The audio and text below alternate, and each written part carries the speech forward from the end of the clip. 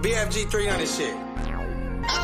Let's get to the money conversations as of lately I've been reaching. Blew the bag to get them cases closed, dismisses and repeated. I paid the cost to be the boss. It's only right a nigga beat it. Lately battle against the odds and sucker shit. No, I can't be with. I've been broke before, got rich, some see money coming least. These niggas switch up on their gangsters, get painted on tall tees. And back doors been flapping open. Ain't no peace inside these streets. If my partner fuck with the suckers, then on my partner I might breathe. Let's Glock 30, hold 30 while throwing 30 while I squeeze. Ain't coming please when they're a nigga like what the fuck you niggas think? They don't keep it gang business, they talk the hoes and the police. So what I tell you, if you lost, you can't get back from biting cheese, nigga. Hey, need a plug on the work, I can call heck.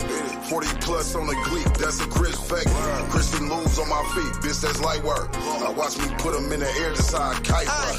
Keep it street, but most niggas don't keep it gangster. He go with rap, but not the block, go get your rank up. Break it out the bitch and whip the arm and hammer. Be cautious about them niggas, it's round, you niggas be walking cameras. On gang. You niggas tricking on a bitch, I'm getting to the cheese. Yo, bitch, pussy wetter than a 7 C's. 5-inch ARPs, we got 10 of these. Fresh nickel, two-tone with the lemon squeeze. Catch them up in traffic, jacking up on you niggas' cars. Let this smacker play through if you fuck with bars. It's BFG tackle gang, we don't fuck with stars. Turn this block into a range if you fuck with ours. Christian lose on my feet, that was 3K. The bitch is broke on a trick, I'm on D-Way. Now I don't fuck with ghost Glocks, they got a delay. Heavy stepper in the game like it's EA. Need a plug on the work, I can call heck. 40 plus on the gleek, that's a Chris fake. Christian moves on my feet, bitch, that's light work. Now watch me put them in the air just how I kite work. Keep it street, but most niggas don't keep it gangster. He go with rap, but not the block, go get your rank up. Break it out the bitch and whip the arm and hammer. Be cautious about the niggas, it's round, you niggas be walking cameras. On gang.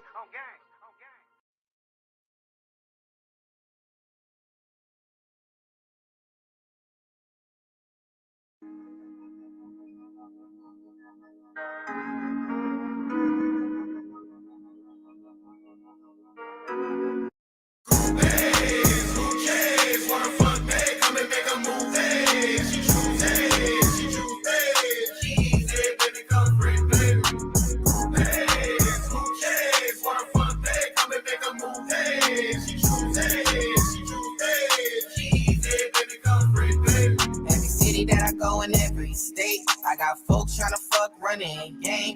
This side, that away. My side outside running plays. If she get out, if she straight, I'm a hoe. I fuck whoever that I want, I'm on go. I want him, want her, got them both.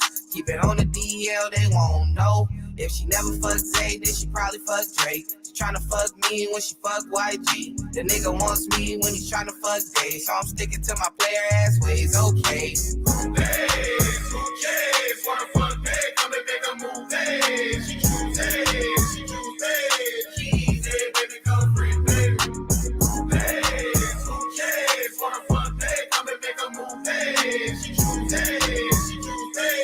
Keys, hey, baby, come free, baby. Hoes, let's just talk about hoes. Put your name in my phone, but you end up fucking my bro. Oh no, bitch came with a man and she left for me after. Bitch, I got it made, I'm a factor. I don't even wanna, my nigga, you can have her. She wanna fuck me, got fantasies of fucking rappers. Bitch tryna fuck me when she fucked OT. Fucked Ty Dolla and she fucked 03. Fucked on Roddy and she fucked on Gang. Me, I'm sticking to my player ass ways, okay. Who cares? Wanna fuck Day, come and make a move, hey. She choose Day, she choose Day.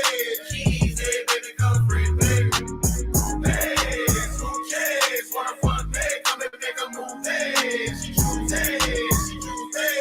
Keys, hey, baby, come free, baby.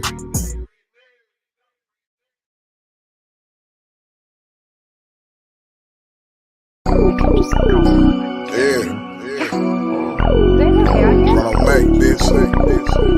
Benz up. Northwest shit. Love toast, talk shit, and we swallow spit. You niggas fool. Thought y'all was solid. Ain't that about a bitch drip sauce? Mix the Louis with the off-white, you niggas hoes. Game goofy, know where boss like. VV's on my chest, Jubilee on my left wrist, and white and blue. B-22s off my tech. Ride around with 7.6 tools, bitch, we reckless. 30 plus shots if you reach at this necklace. DVC, blast first gang, bitch, we wreck shit. Currency, watch it stack it up like it's Tetris. Why don't 14 white whips and I still got the Lexus. Step foot in front of this AR, that's a death foot. It's funny games to them hollow tips to this funny bone. We sitting with a long ass face, I guess his money gone. Drop low on 2 niggas, that shit had me up. Since you niggas pocket, watch you go ahead and add me up. Smack. We ain't into that. You niggas ain't got a bag. We ain't into that. We ain't into that. That bitch don't fuck it over. We ain't into that. We ain't into that. You niggas ain't on the block. We ain't into that. We ain't into that. You niggas don't turn no blocks. We ain't into that. It ain't no plan, both sides, that's what the suckers do. I feel the fans been watching close, I gotta stick and move. Glizzy with a drum, thumbing through blue strips when these bitches choosy. They tryna catch me to wet me, that's why I'm sticking moving. Bitch, I'm a thug that hold a grass, so I can't cease to shooting. 100 to the jeweler, 30 on my wrist freezing. I'm overlapping niggas quick, it ain't no competition. Bitches feeling bitter, cause I'm popping and I'm that nigga. Let it fall back, and I'ma rob one of these rapping niggas. The shooters off of E, bounce out and get the gas and niggas. Talk about 100, I spent it twice cause the bag right. Do it for my section, trying to get a set some limelight. Killers on level 4 with no parole, that's facing double life. Broke it out, the bitch was in the bricks when I was selling white. Killers on level 4 with no parole, that's facing double life. Broke it out, the bitch was in the bricks when I was selling white as hands up. We ain't into that. You niggas ain't got a bag, we ain't into that. We ain't into that. That bitch don't fuck it over, we ain't into that. We ain't into that. You niggas ain't on the block, we ain't into that. We ain't into that. You niggas don't turn no blocks, we ain't into that.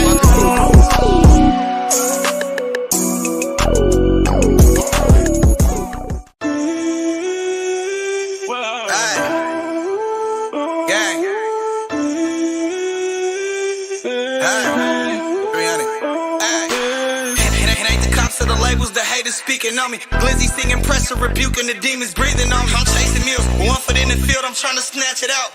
But since it's something, leave it stuck, ain't shit to talk about. Confidential, when we speak of business, cause these niggas iffy. Envy from the closest, wouldn't be surprised if the homies shit me. The opposition, think they want above, cause niggas straddle fence. Keep my name in their dinner when dick right on like these groupie bitches. If he ain't prone to go for soda, now I ain't fucking with him. Respected and connected, with the street shit, I'm a made nigga. My thoughts, severe and sucker sides are trying to blow him down. He crossing for a bitch, just imagine them people come around.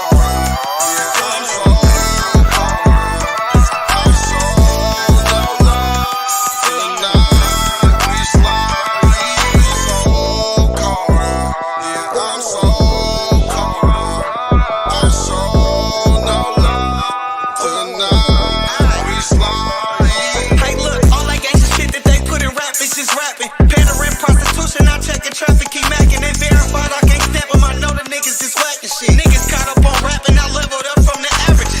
Money, sex, and murder got peppered up from the savages. I play these niggas close with a long spoon and feed them dishes. Seen killers turn to rats when the realest niggas start snitching. Tough niggas turn to bitches when they facing time in prison. Niggas recount they statement and gain leverage at they sentence and they slipping. I bet it's on me, ain't off me. I bet it's with me. Validate no other nigga gangster cause it's tricky. Swap the stick for a 50 and slap the switch on the glizzy.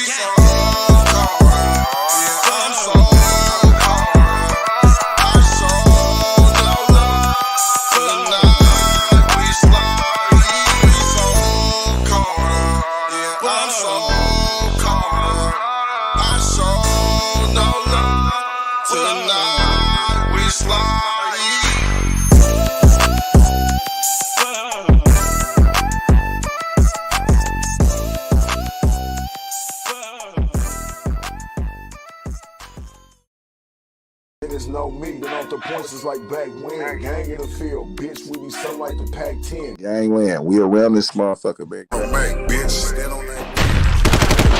To the head, I'll show a nigga's feelings. My 9th and Wood nigga, up the street from the village. We ain't into that. You niggas don't turn no blocks, we ain't into that.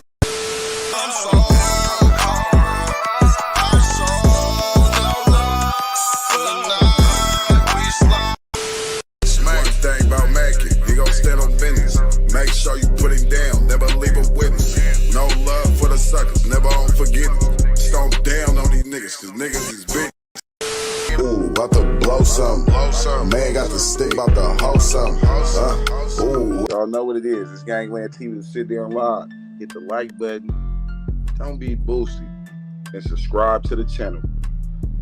and hit the notification bell, man. That shit easy, man. You know what I'm saying? Easy. Subscribing, that's free as fuck. Hit the notification bell, that's free as fuck. You know what I'm saying? Come on, man. That shit's free. Gang in the field, bitch, we be something like the Pac-10.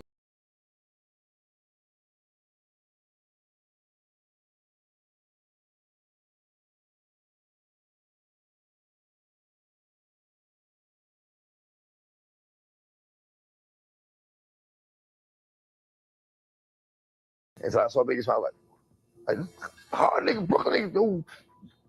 He shot you. I was like, yeah, nigga, get it. And nigga was like smiling about like, oh shit, yo. It made you realize like, oh, he's enjoying his life, man. Do you have any memories of Biggie? I only met him once. Tell us about that. Well, you know, Locks got signed before I did. Even though I bought the Locks Tour Riders, you know, they got signed. They were a safer group. You know, Puff signed them. And it was a blessing and a curse because they were happy about getting signed first, and they were on the Benjamins and shit was going. But then he made them jiggy and put them in suits and made them write lyrics for him and took all that publishing and raped them. Wow! Like, damn. I'm glad I didn't. You know, like you keep that. I never saw Biggie smile until after he died. Rapper Earl Simmons, widely known by his stage name DMX, passed away in April 2021 in White Plains Hospital in White Plains, New York, a week after having a heart attack. However, not before exposing Diddy for the terrible man that he is and how poorly he treated the late Biggie Smalls. DMX's career spanned over 2 decades and was dogged by legal issues, tabloid coverage, and battles with drug addiction. A tremendous artist with a style of emotional urgency and a cultural impact that went far beyond his core audience, he was also one of the most popular hardcore rappers to ever break through on a mainstream platform. Due to the confession that the hypnotized hitmaker revealed to him, X opened up about meeting Biggie in one of his earlier interviews, a meeting that he remembered with sadness. Want to learn more? Stay put because we're just getting started. It was a blessing and a curse because they were happy about getting signed first, and they were on the Benjamins and shit was going. But then he made them jiggy and put them in suits and made them write lyrics for him and took all that publishing and raped them. Like, damn. Midway through the 1990s, hip-hop began to become a commercialized global phenomenon. DMX's entry offered a gritty counter-narrative to the glossy big-budget sheen of the era's most popular rap. In addition, he revived the Def Jam record label, unwittingly served as Jay-Z's guide to his own commercial success, and most people have no clue that in 2023, the best way to make money on Amazon is not with established himself as a compelling movie star in films like Belly, Romeo Must Die, and Exit Wounds. But DMX is best known for his riveting music these days, which matched his strong machismo with an emotional authenticity that resonated all across the world. In addition, Biggie revealed to him a secret concerning Puff Daddy's sexual assault on him while he was not yet Diddy or Love. The rapper recalled his days as an unsigned artist in an interview before the release of his 2012 album Undisputed and related a tale about almost landing a record deal with Bad Boy but being passed over in favor of the Locks. You know, the Locks got signed before I did. They were a safer group, said DMX. Puff signed them, and you know it was a blessing and a curse because they were happy they got signed and they were on the Benjamins. But then Diddy made them jiggy and put them in suits and made them write lyrics for him and took their publishing and raped them. DMX continued by describing how Damian D. Rock Butler arranged for them to meet, but Diddy decided against signing him because he didn't think DMX was a marketable musician. But as it turns out, many detractors now think Diddy passed up X because he didn't find him beautiful enough to satisfy his sexual need after it became pretty evident that Diddy had a penchant for guys. The thing I respect about Puff was that he told me to my face, he said, his voice is too rough, he's not marketable. You got to respect that. DMX discussed his admiration for Biggie and how Biggie taught him to enjoy a grin in the same interview. I never saw Biggie smile until after he died. It was in the Hypnotized video, said DMX. When I saw it, I was like, wow, he was really enjoying his life, and it got taken away from him. It was then that I cherished a smile. Biggie reportedly disclosed that he had been sexually abused by Diddy during their meeting. One too many people who were close to them at the time have claimed that Diddy mistreated possibly one of his best musicians ever. Therefore, there is definitely some truth to it. Mace, a rapper and former Bad Boy musician, had just released a new song named Oracle 2, Standing on Bodies, in which he openly criticizes Sean Diddy Combs, his former employer and colleague, for his cruel treatment of Biggie Smalls both before and after his murder. Mace attacks Diddy's character while rapping over a mid-tempo beat fueled by horns and 808, citing both his alleged business activities and what is considered to be a lack of support for musicians who were once associated with the Bad Boy label. I'm the ghost of Shine. I speak for every artist never spoke their mind, representing every artist that was left behind. From Craig Mack to G-Dep, I still remember them kids trampled. For every producer you ever stole their sample, he raps, making reference to the notorious City College tragedy from 1991, in which 9 spectators were crushed during a celebrity basketball match Diddy was sponsoring. Mace allegedly accuses Diddy of taking advantage of the late notorious B.I.G.'s children in the new song. I'm not hating on your Billy worth. Right now, I'm only saying what you really work. You ain't no architect. You just a nigga who know how to market death. He raps, on March 9, 1997, Biggie was at the pinnacle of the music business when he was slain in a drive-by shooting in Los Angeles. His death occurred just a few weeks before the scheduled release of his album Life After Death. His longtime pal and label partner, Mace, have been at odds publicly since at least 2020. Mace then alleged dubious and very unfair business tactics against Diddy on Instagram, following Diddy's moving address at Clive Davis' pre-Grammy dinner, in which he declared that he was now for the artist. The claims surfaced. Gifts work. Gifts work. You took the watch. They didn't press.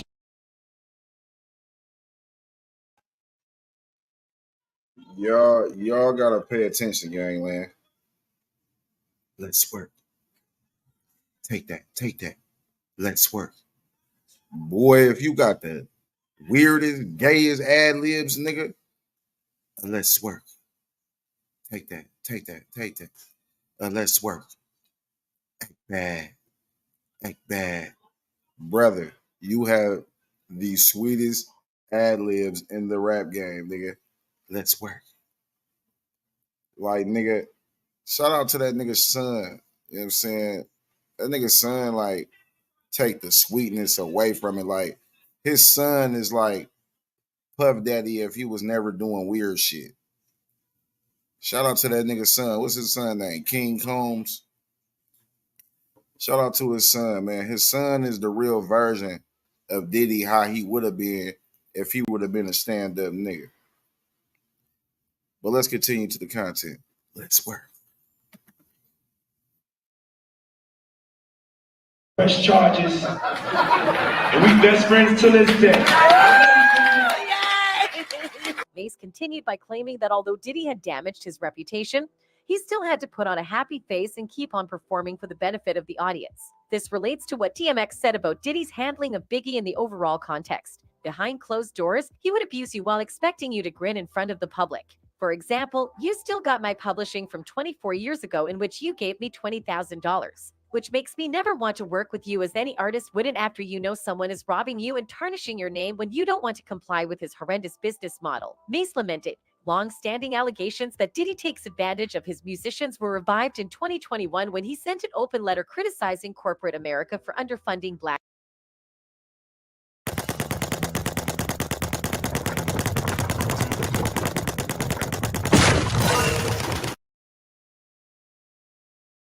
media. Even worse, the creator of Bad Boy is rumored to expect sexual favors from every employee of his record company, and Biggie was no exception. Soon after Mace called him out, Q Parker of the R&B group 112 denounced the Bad Boy CEO. In addition to having the same contract as Mace, Q Parker claimed he was also attempting to break it. If you're going to be the face of this black excellence, there are some actions that I'm going to challenge you to make. It's a lot of things out here that you can make right with a lot of people who contributed to your wealth, he said at the time. Together with DMX and Mace, 50 Cent is a well-known figure in the industry who has repeatedly accused Diddy of sexually as well as financially abusing his artists. Uncle Fifth's pain was primarily caused by Biggie's treatment, a man he holds in high regard. Speaking of Mace, 50 Cent previously claimed that Diddy's demand for $2 million prevented Mace from leaving his Bad Boy contract in 2005 and moving to G-Unit Records. 50 would only spend $1 million.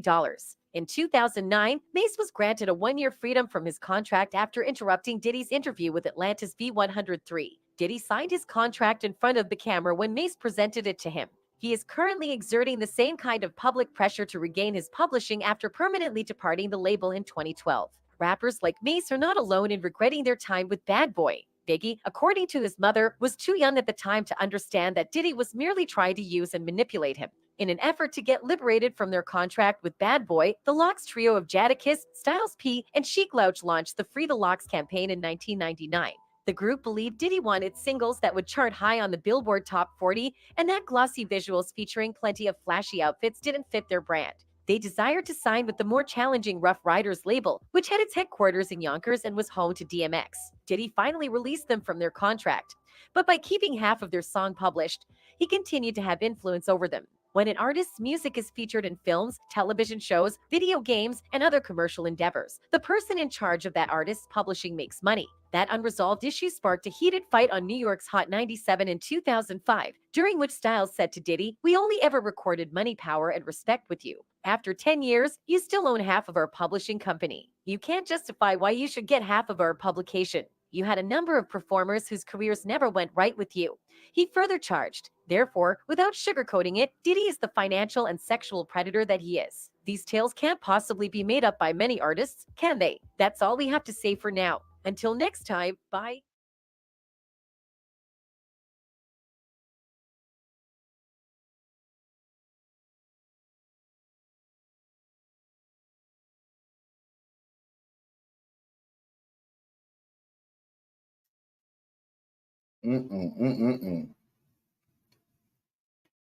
This nigga Diddy, y'all. What? First and foremost, welcome to Surviving Diddy.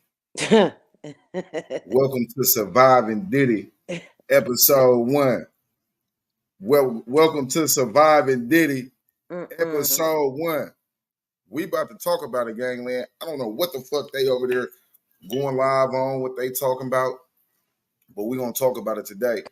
Welcome to Surviving Diddy, episode 1, man. Y'all hit the like button, subscribe to the channel, and slap that notification bell. Every time we spin a block, y'all gonna spin it with us, man. We Gangland.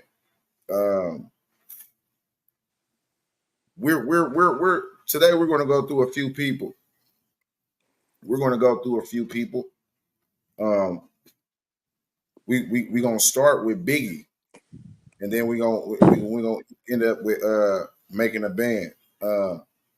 Like he said, man, or even like I said earlier, when they got to making a band, I said, hold on, let me go back. Earlier today, I said, man, look, y'all think he probably tried to mess with Biggie? I don't put it past him that he tried to make a pass on Biggie Smalls.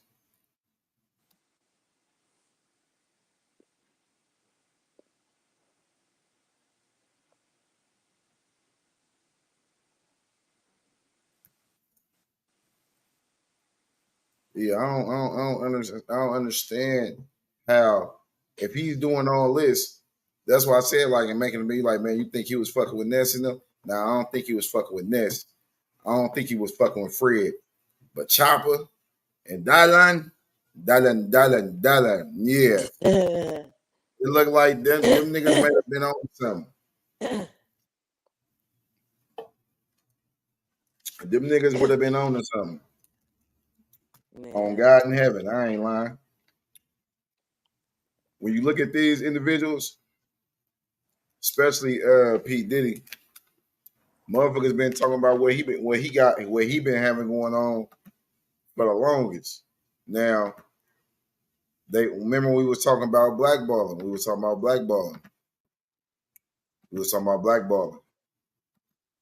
Why would Diddy blackball Saucy Santana? Why would Diddy blackball Saucy Santana? Let's look.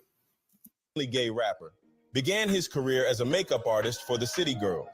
Rumors suggest Santana had an affair with Diddy while dating Young Miami. Santana's initial foray into the makeup world allowed him to establish a bond with Young Miami, and their friendship continued even after Santana's rise to prominence in the music industry. This connection potentially provided Santana with a gateway to Diddy, who was romantically linked with Young Miami at the time. Santana's mother publicly called out someone hindering her son's career, allegedly pointing at Diddy. Diddy and Young Miami had a complex relationship, openly dating, but also seeing other people. Diddy's alleged involvement with Santana might have been hidden under Young Miami's cover. Speculations about Diddy's sexuality have circulated for years, with Santana's revelations adding to the controversy. While these claims remain unverified, they continue to generate attention and discussion. Saucy Santana, openly gay rapper, began his career as a makeup artist for the City Girls. Rumors suggest Santana had an affair with Diddy while dating Young Miami. Santana's initial foray into the makeup world allowed him to establish a bond with Young Miami, and their friendship continued even after Santana's rise to prominence in the music industry. This connection potentially provided Santana with a gateway to Diddy, who was romantically linked with Young Miami at the time. Santana's mother publicly called out someone hindering her son's career, allegedly pointing at Diddy. Diddy and Young Miami had a complex relationship, openly dating but also seeing other people. Diddy's alleged involvement with Santana might have been hidden under Young Miami's cover. Speculations about Diddy's sexuality have circulated for years, with Santana's revelations adding to the controversy. While these claims remain unverified, they continue to generate attention and discussion. Saucy Santana, openly gay rapper, began his career as a makeup artist for the City Girls. Rumors suggest Santana had an affair with Diddy while dating Young Miami.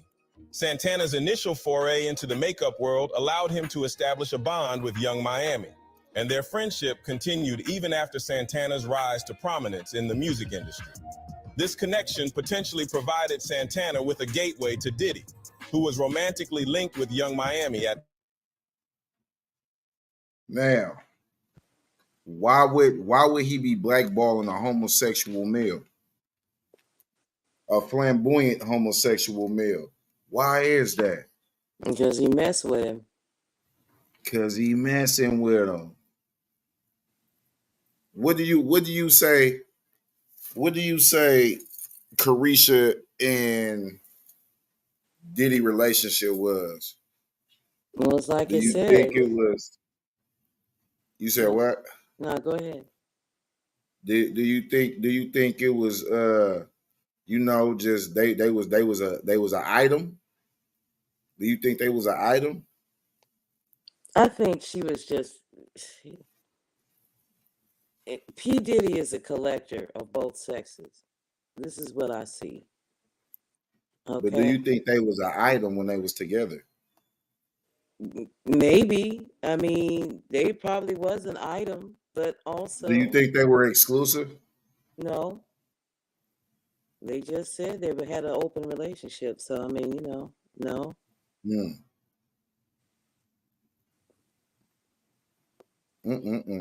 This mess is kind of gross, actually. They got an open relationship. Most people thought that Diddy and Carisha was exclusive. They thought Diddy and Carisha was exclusive. They didn't know that. Oh, so they was in an open relationship? It just said it. Oh, they was in an open relationship. Every time I heard about him and Young Miami, him and Carisha, they was open. So I really didn't look into it because it's just a mess as far as I'm concerned, because I know he likes dudes too. So, I mean, it is what it is. As far as I'm concerned, it was an open relationship, regardless of what they're saying. Their actions are speaking louder than their words. Yeah, they asked, I don't know what type of reindeer games they was playing. But that nigga for surely loves men. He likes men. Yeah. And what type of do you think Carisha went through any trauma or any violence? Yes. Domestic abuse? Yes. Like what kind you think she went through? I haven't heard too much about what she's gone through, but looking at the pattern of women and what they're speaking about, probably some of the same thing. There's probably times when Carisha got disgusted or didn't want to do something, and he probably tried to force her. She wasn't having it. He probably slapped her a couple times. As I mean, Yeah, from what it seems like, he tries to, with the girls, he tries to get his rocks off by doing things that would demean them, and or having them perform things that are demeaning to them. And then I don't know, he just does some weird shit. And if you don't like it, he don't like you to not like it. He just enforces it. So I'm sure they went through, most of the women, probably anybody who was around Diddy as a female supposedly messing with him, probably done been through some things. Seen some shit.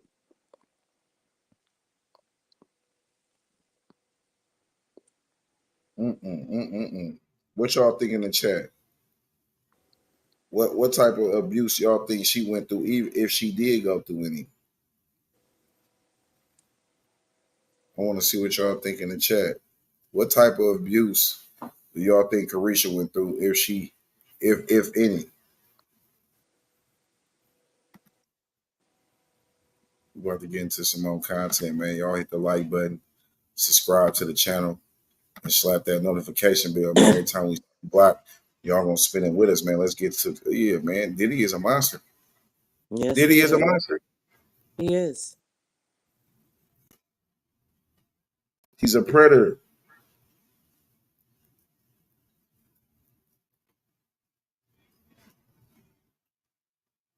He's a monster. Relationship status. I'm single. You know, I'm single. So what we is? We go have dates. We friends. Yeah. You know, I'm single. So what we is? We go have dates. We friends.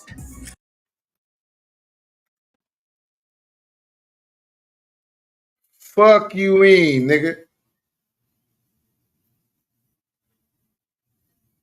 Fuck do you mean, Diddy? She said, what are we? She said, what are you? First off, he said, single. She said, well, what is we? I mean, we go out, we friends. So the whole time, motherfuckers acting like they was never really in a relationship. Like he said, we're friends, we go out. He did that bitch like a motherfucking, like, you know what I mean? Like a side piece. As long as he's messing with someone else, she'll always be a side piece. All the women that he deal with will always be side pieces and arm candy.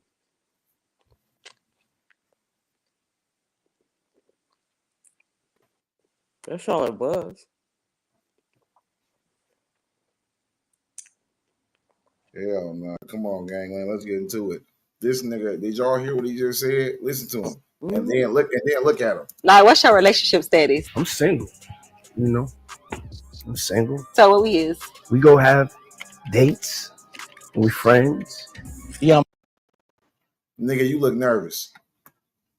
Like, what's your relationship status? I'm single. You know, I'm single. So what we is? We go have dates. We friends. Yeah, Miami. No, she don't. Yeah, she do. What she said about you? She said a lot. No, she don't. She put my personal business out there. That's how I started Carisha Please, because she just kept naming multiple men that I was dating. Yo, Diddy, you gave me the ooshkash gooshmash. You gave me the ooshkash muaf. The shmooshmash. Diddy. For your birthday. Huh? Why won't you party with me for your birthday, man? We partied for my birthday before. You came to my party. No, but me and you ain't never really partied. We're sending you over to something called Puffy Flavor Camp. There you go.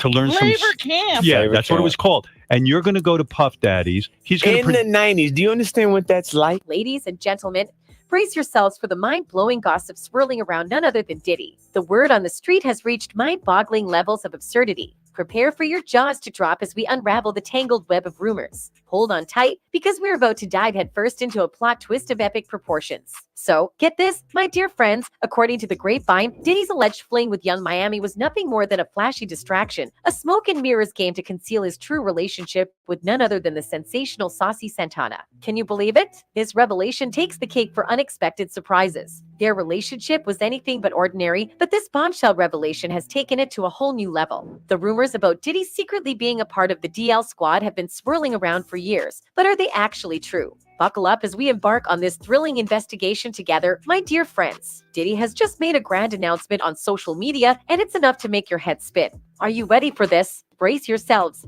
The music mogul has proudly proclaimed that he's now a father of not one, not two, but a whopping 7 children. Can you even fathom it? He took to his virtual soapbox and showered us with his elation about being a dad. He tweeted, Mama Combs, Quincy, Justin, Christian, Chance, Delilah, Jesse, and myself all love you so much. God is the greatest. Now, let's set the record straight from the start. Young Miami did not welcome a bundle of joy into the world. End of story, my friends. But here's where things take an intriguing turn. The ever-shrewd businesswoman has a rather unique perspective on the intricate world of dating. She boldly claims that she and Diddy are both single but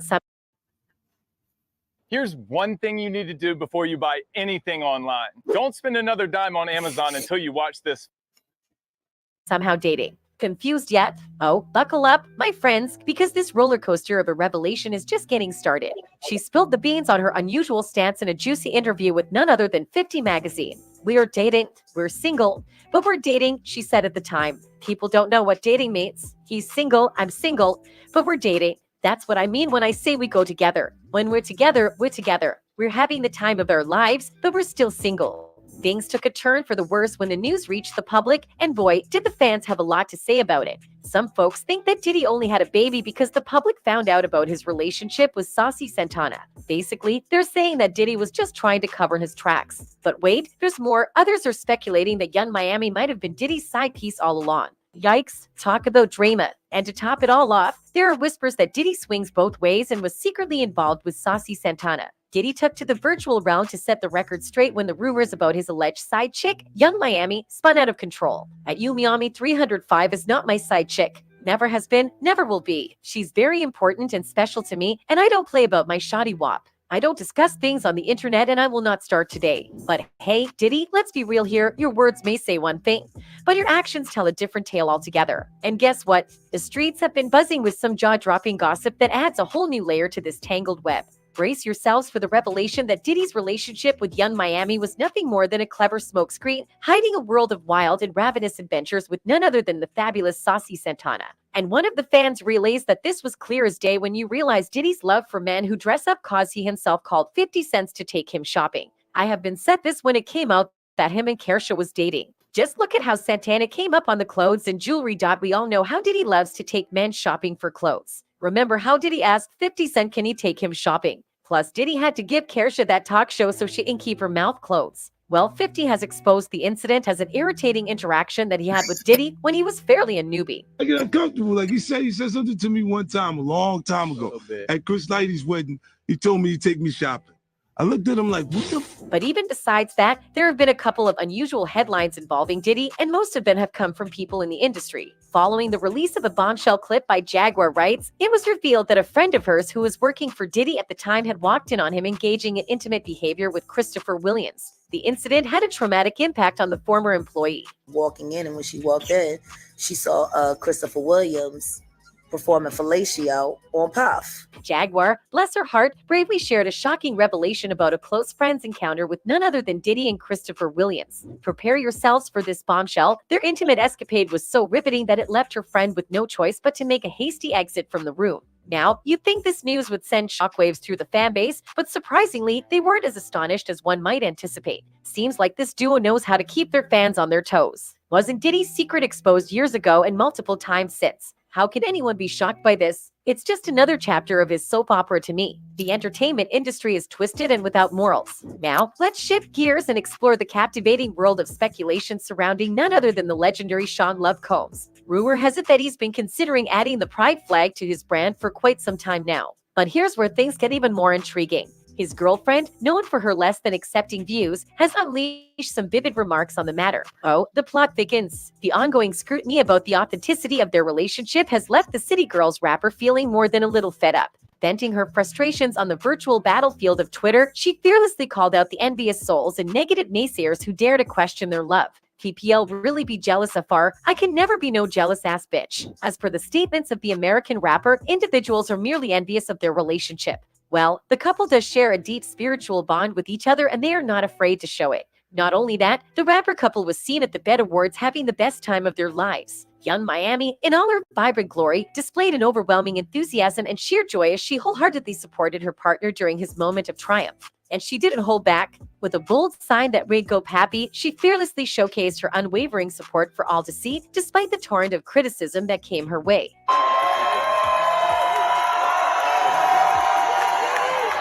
But alas, it seems that the public sentiment towards Young Miami remains rather unfavorable. My friends, many still cling to the belief that her relationship with Diddy is nothing more than a meticulously crafted publicity stunt designed to grab attention and hog the limelight. Despite Young Miami's persistent vocalization and unwavering affirmation of her bond with P. Diddy, online users just can't seem to find her statements convincing. They question the credibility of their connection, suspecting that it lacks the depth and authenticity it appears to possess. Rumor has it that Young Miami is merely standing by Diddy for financial gain, supposedly attracted to him solely for his wealth. Even her closest friends are aware of this harsh reality, adding more fuel to the fire of doubt. Now, we all know that Diddy does not bound himself to a relationship. He has cheated numerous times as well. In an interview with Young Miami, he refused to admit that he is a taken man. So what we is? We date. We dating.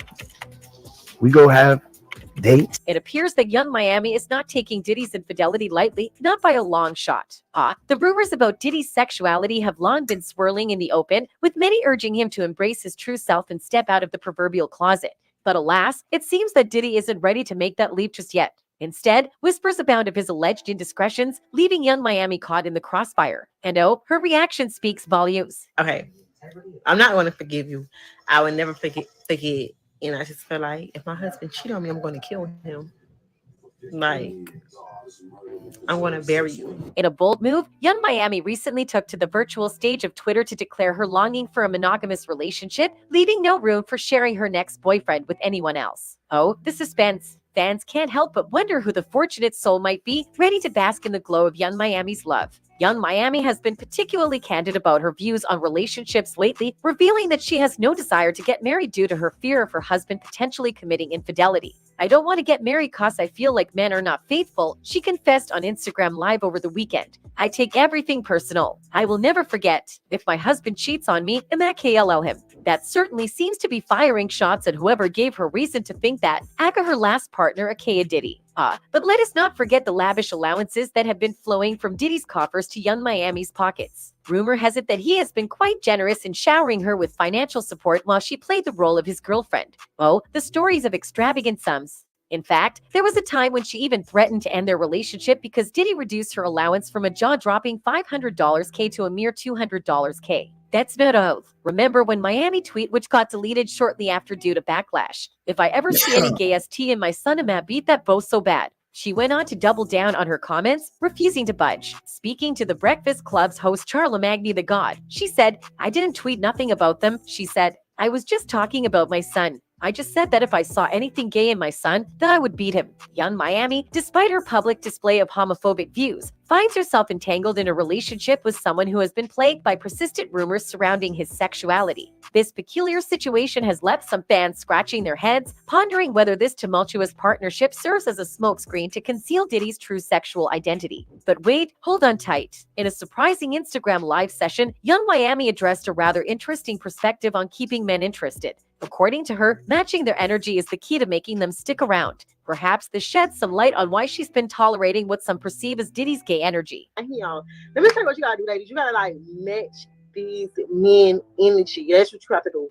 Match the energy. Whatever they giving you, that's what. Yet, even with her acceptance of Santana, Young Miami seems to have no qualms about engaging in feuds. She recently found herself in a heated clash with Diddy's ex, Gina Hine. The source of this fiery conflict: when Diddy hosted the 22nd Billboards Awards, Gina shared some snapshots capturing intimate moments with Diddy, including one where he planted a kiss on her cheek. Well, Miami didn't take this lightly, my friends. She took to Instagram and unleashed her fury, branding Gina as an attention seeker. Somebody please give this BH some attention. In a reel of fighting posts, Miami called out Gina for clinging to her boyfriend cause she is desperate to be famous. Notice me please a BH, go sit down. We see you, relax, it's okay. You've been just for years. You've been waiting on this moment. If he can't make you famous, BH, I ain't. It seems we have a classic case of the pot calling the kettle black. My friends, take a gander at this. Gina, in a revealing podcast interview, confessed that her love for Diddy was so intense that she couldn't help but remain associated with him. Oh, the complexities of matters of the heart. I was so like crazy and in love, and it was just hard to, like, I just could not talk to him. But alas, sister, you may be barking up the wrong tree because Diddy simply ain't hearing it. Nonetheless, prepare yourselves for a juicy scoop straight from the mouth of Diddy's former security guard, Pdiddy. In an interview with The Art of Dialogue, Pdiddy spilled some spicy details about Diddy's alleged secret gay escapades. Hold on to your seats, for the revelations are jaw-dropping. Diddy disclosed that Puffy used to frequent wild and extravagant gay parties alongside none other than the illustrious Will Smith and a roster of A-list celebrities. The is going on here? It's just a lot of... One can't help but wonder what extraordinary circumstances led Diddy to make such audacious statements. The fans, ever the detectives, have even gone as far as speculating that there might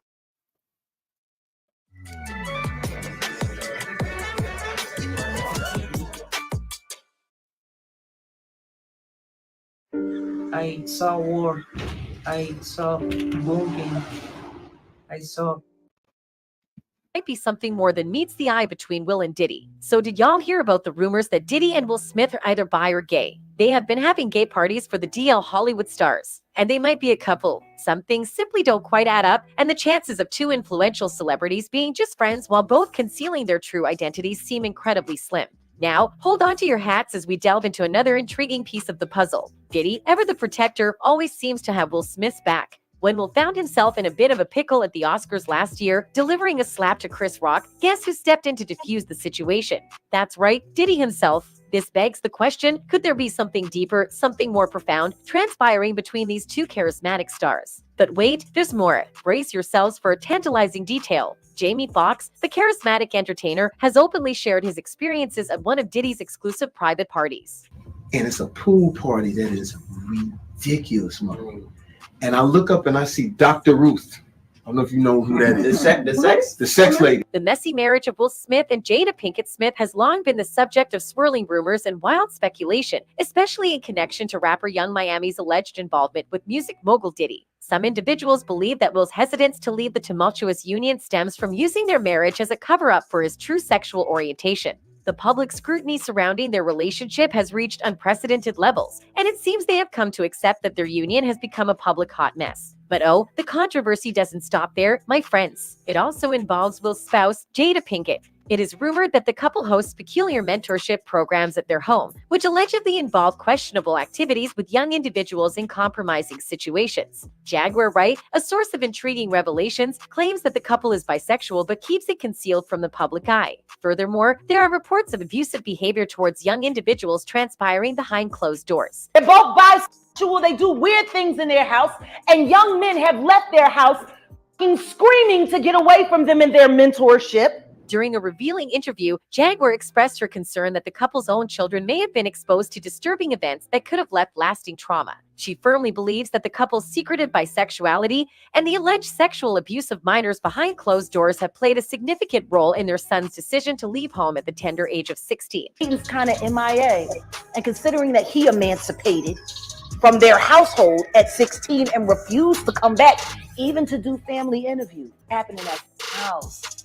In addition to that, Diddy has been exposed by the transgender activist that he has been utilizing transgender prostitution services for quite some time now. I saw him get in his car, and I also saw them get out his car with several $100s. It appears that Diddy has been indulging in his personal preferences behind closed doors for quite some time.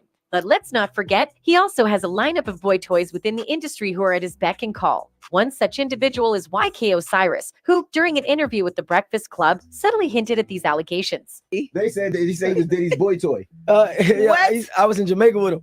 Oh, I see it. While YK Osiris didn't outright confess, the fans couldn't help but interpret his body language as confirmation. His facial expressions and physical demeanor spoke volumes. It was as if the truth was itching under his skin, making him uneasy. Feeling cornered, he almost walked out, his guilt making him jumpy and restless. He couldn't even maintain eye contact, and his hands were all over the place. It was a clear indication that he didn't want any part in the conversation, pretending to be busy and attempting to distance himself from the topic. Now, let's shift our focus for a moment. While Diddy may be in the spotlight, it's essential to remember that he's not the only closeted man in the hip-hop industry. Danny Boy, who proudly came out, bravely shares his experiences, shedding light on the dirty secrets of those who claim to be straight but engage in clandestine activities. He revealed that he will not be name-dropping anybody, but he is fed up of the hate they give to gays even though most of them are closeted themselves. That remember the time Diddy was seemingly drunk at a party with Fabulous and kept calling him daddy in a sultry voice. I like when you like this, Daddy. Yeah, where you put my bag Daddy, at? I like when you scrambling and scraping. Well,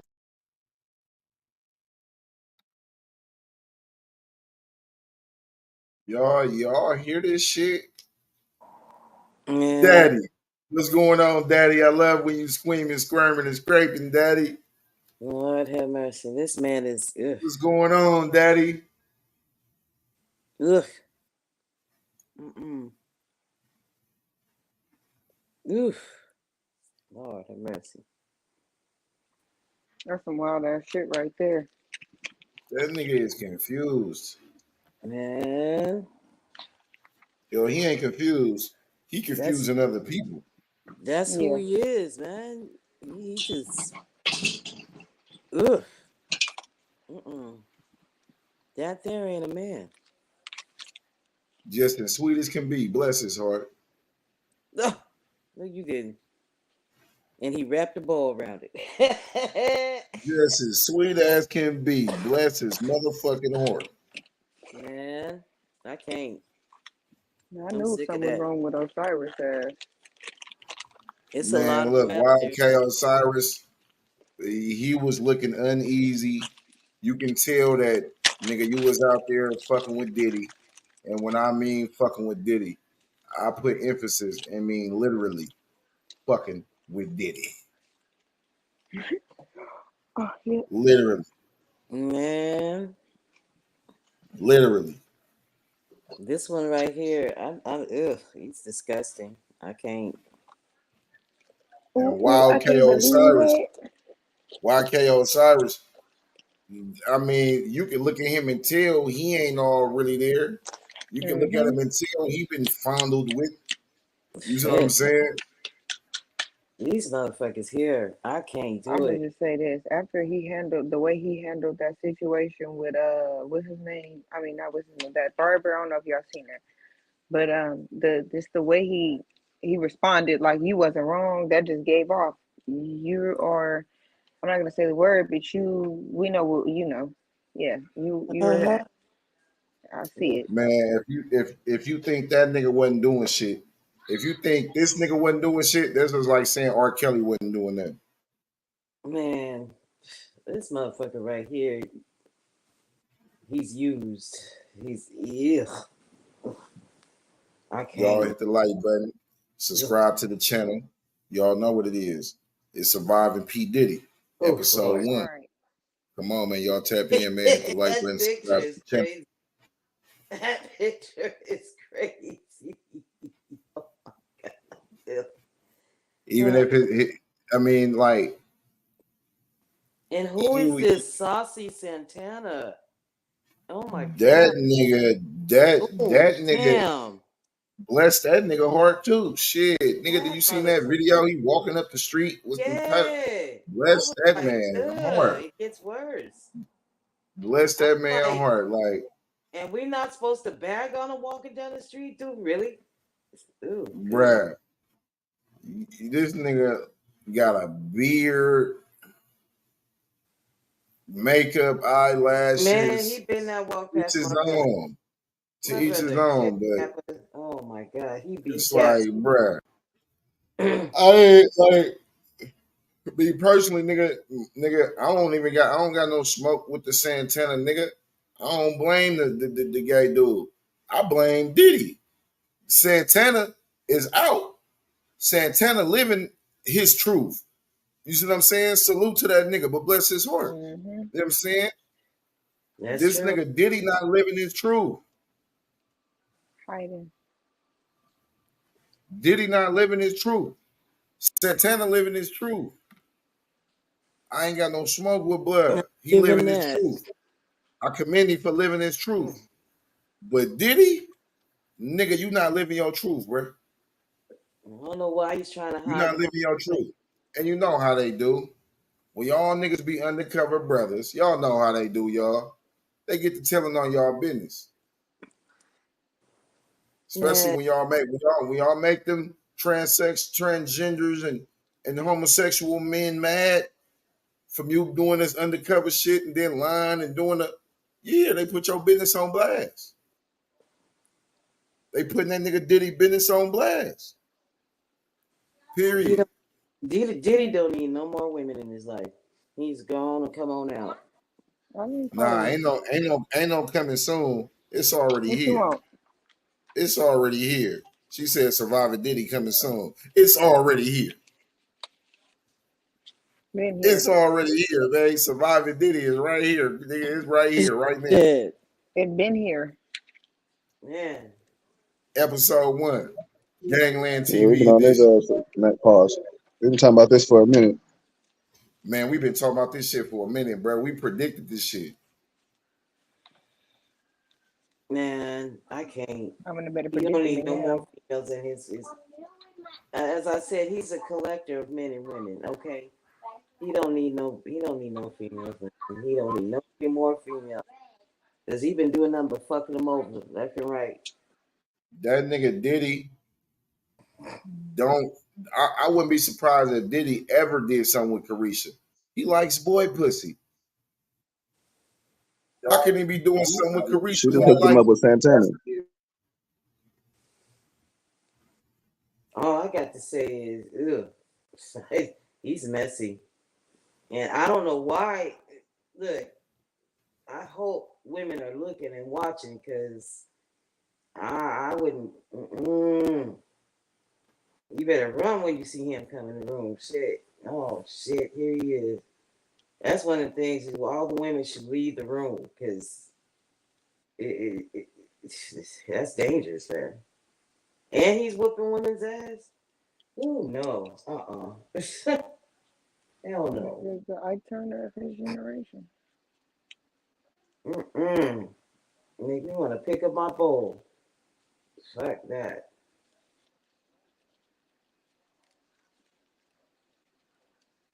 This shit is sad though. I ain't gonna hold you, man. We about to get into some more content. What's going on with this nigga Diddy though? Like, what's going on with this nigga Diddy? Y'all need to stop acting like this nigga innocent. This nigga ain't innocent at all. This nigga is not innocent. Nope. This nigga is Yeah, not he set innocent. up that case too quick. And then you know what's crazy though? What they fuck all of that. Fuck what they say. Me, you, anybody else on this in here. If somebody was accusing you of something you didn't do, you gonna make sure that you clear your name no matter what, right? This nigga just said, "Yep, here's the money. I don't even want to. Basically, I don't even just take this shit. Leave me alone." And who the fuck? What? Oh, them hurt. Well, he was confronted about his drunkard habits in an interview with Breakfast Club. He denied that he has seen any of the footage. I didn't see that. No, I didn't see it. You didn't see it? I swear to God. Come on, man. And that was not the only time Diddy had acted like that. In a live stream with Kevin Hart, the seemingly drunk rapper revealed that he and Usher used to sleep in the same bed. He said, "That's my brother right here. From day one, we used to wake up." And I mean, damn, pause. But like, check this out. You know what I'm saying? This is my brother for real. We used to actually wrestle off of that Frosted Flakes, because he used to always get up earlier than me, and now he's one of the richest stars in the world, and I love him. According to reliable sources, Kim Porter herself confirmed the drunken admissions. It was also stated by Kim that Usher's mother confronted P. Diddy about sleeping with Usher when he was only 14. There is actually a clip of the two at a party being hosted by Kevin Hart when P. Diddy slipped up and mentioned how he and Usher used to be in bed together. There have been rumblings about an upcoming tell-all book by Kim Porter's ex-stylist. The following is an excerpt from a recent fan comment on this subject. This was an open secret. You know, when you have that weird uncle that only shows up at Thanksgiving, Christmas, etc. Everyone knows he's gay, but he doesn't know that everyone knows. So he carries on putting on a front. He says things like still waiting to meet that special girl. when we all know it's never going to happen. As an aside, if you are writing a book, don't tell anyone until it is written, copyrighted, and published. Then go somewhere and hide out. It appears that Rick Ross has been privy to all the inside information, as he boldly stated on record that hip-hop has embraced the LGBTQ community. However, one can't help but wonder if Rick chose his words carefully to avoid stirring up trouble with the powerful Mafia mogul. Perhaps he wanted to stay on the right side of things and not offend anyone in the process. Hip-hop will ever embrace the LGBT community fully? I believe hip-hop has already embraced it, without a doubt. But hold on, there's more. Kim, a key player in this saga, has her own revelations about Diddy's secret life. Paul, you keep popping up in my dreams. Have you been dreaming about me? I have been dreaming about this. It seems that a while back, an anonymous tipper reached out to Tough News TV, dropping bombshell information. According to the source, Kim Porter possessed footage that provided undeniable evidence of Diddy engaging in an intimate relationship with his late mentor. Astonishingly, she held on to this groundbreaking evidence, possibly waiting for the perfect moment to bring it to light. On Game, when Kim was working at Uptown Records and the building that Uptown Records was housed in, Kim Porter actually retrieved the security footage from that building. And we're talking about all-around coverage. She actually had real-time coverage of hot and heavy action taking place between both men. And footage of Diddy allegedly giving Andre some. And so this footage that Kim Porter had in her possession made her extremely dangerous. As you might imagine, the explosive evidence made her the unacceptable variable in Diddy's success equation. But what led her to suspect the relationship between Andre and Diddy? Well, let's begin with when all of this started. As we all know, Kim had been working on a tell-all book that promised to unveil numerous secrets. Being friends with Andre, she reached out to him to reminisce about the past. During their lunch and dinner meetings, Andre shared certain details that instantly raised Kim's suspicions. She was deeply disturbed by what she heard and decided to throw a clever trick question into the conversation. With bated breath, she asked Andre about the swirling rumors regarding his and Diddy's intimate relationship. At this juncture, it's crucial to remember that Kim was already convinced of the truth. However, she needed to gauge Andre's reaction, as it would determine the extent to which she could trust the words that came from his mouth.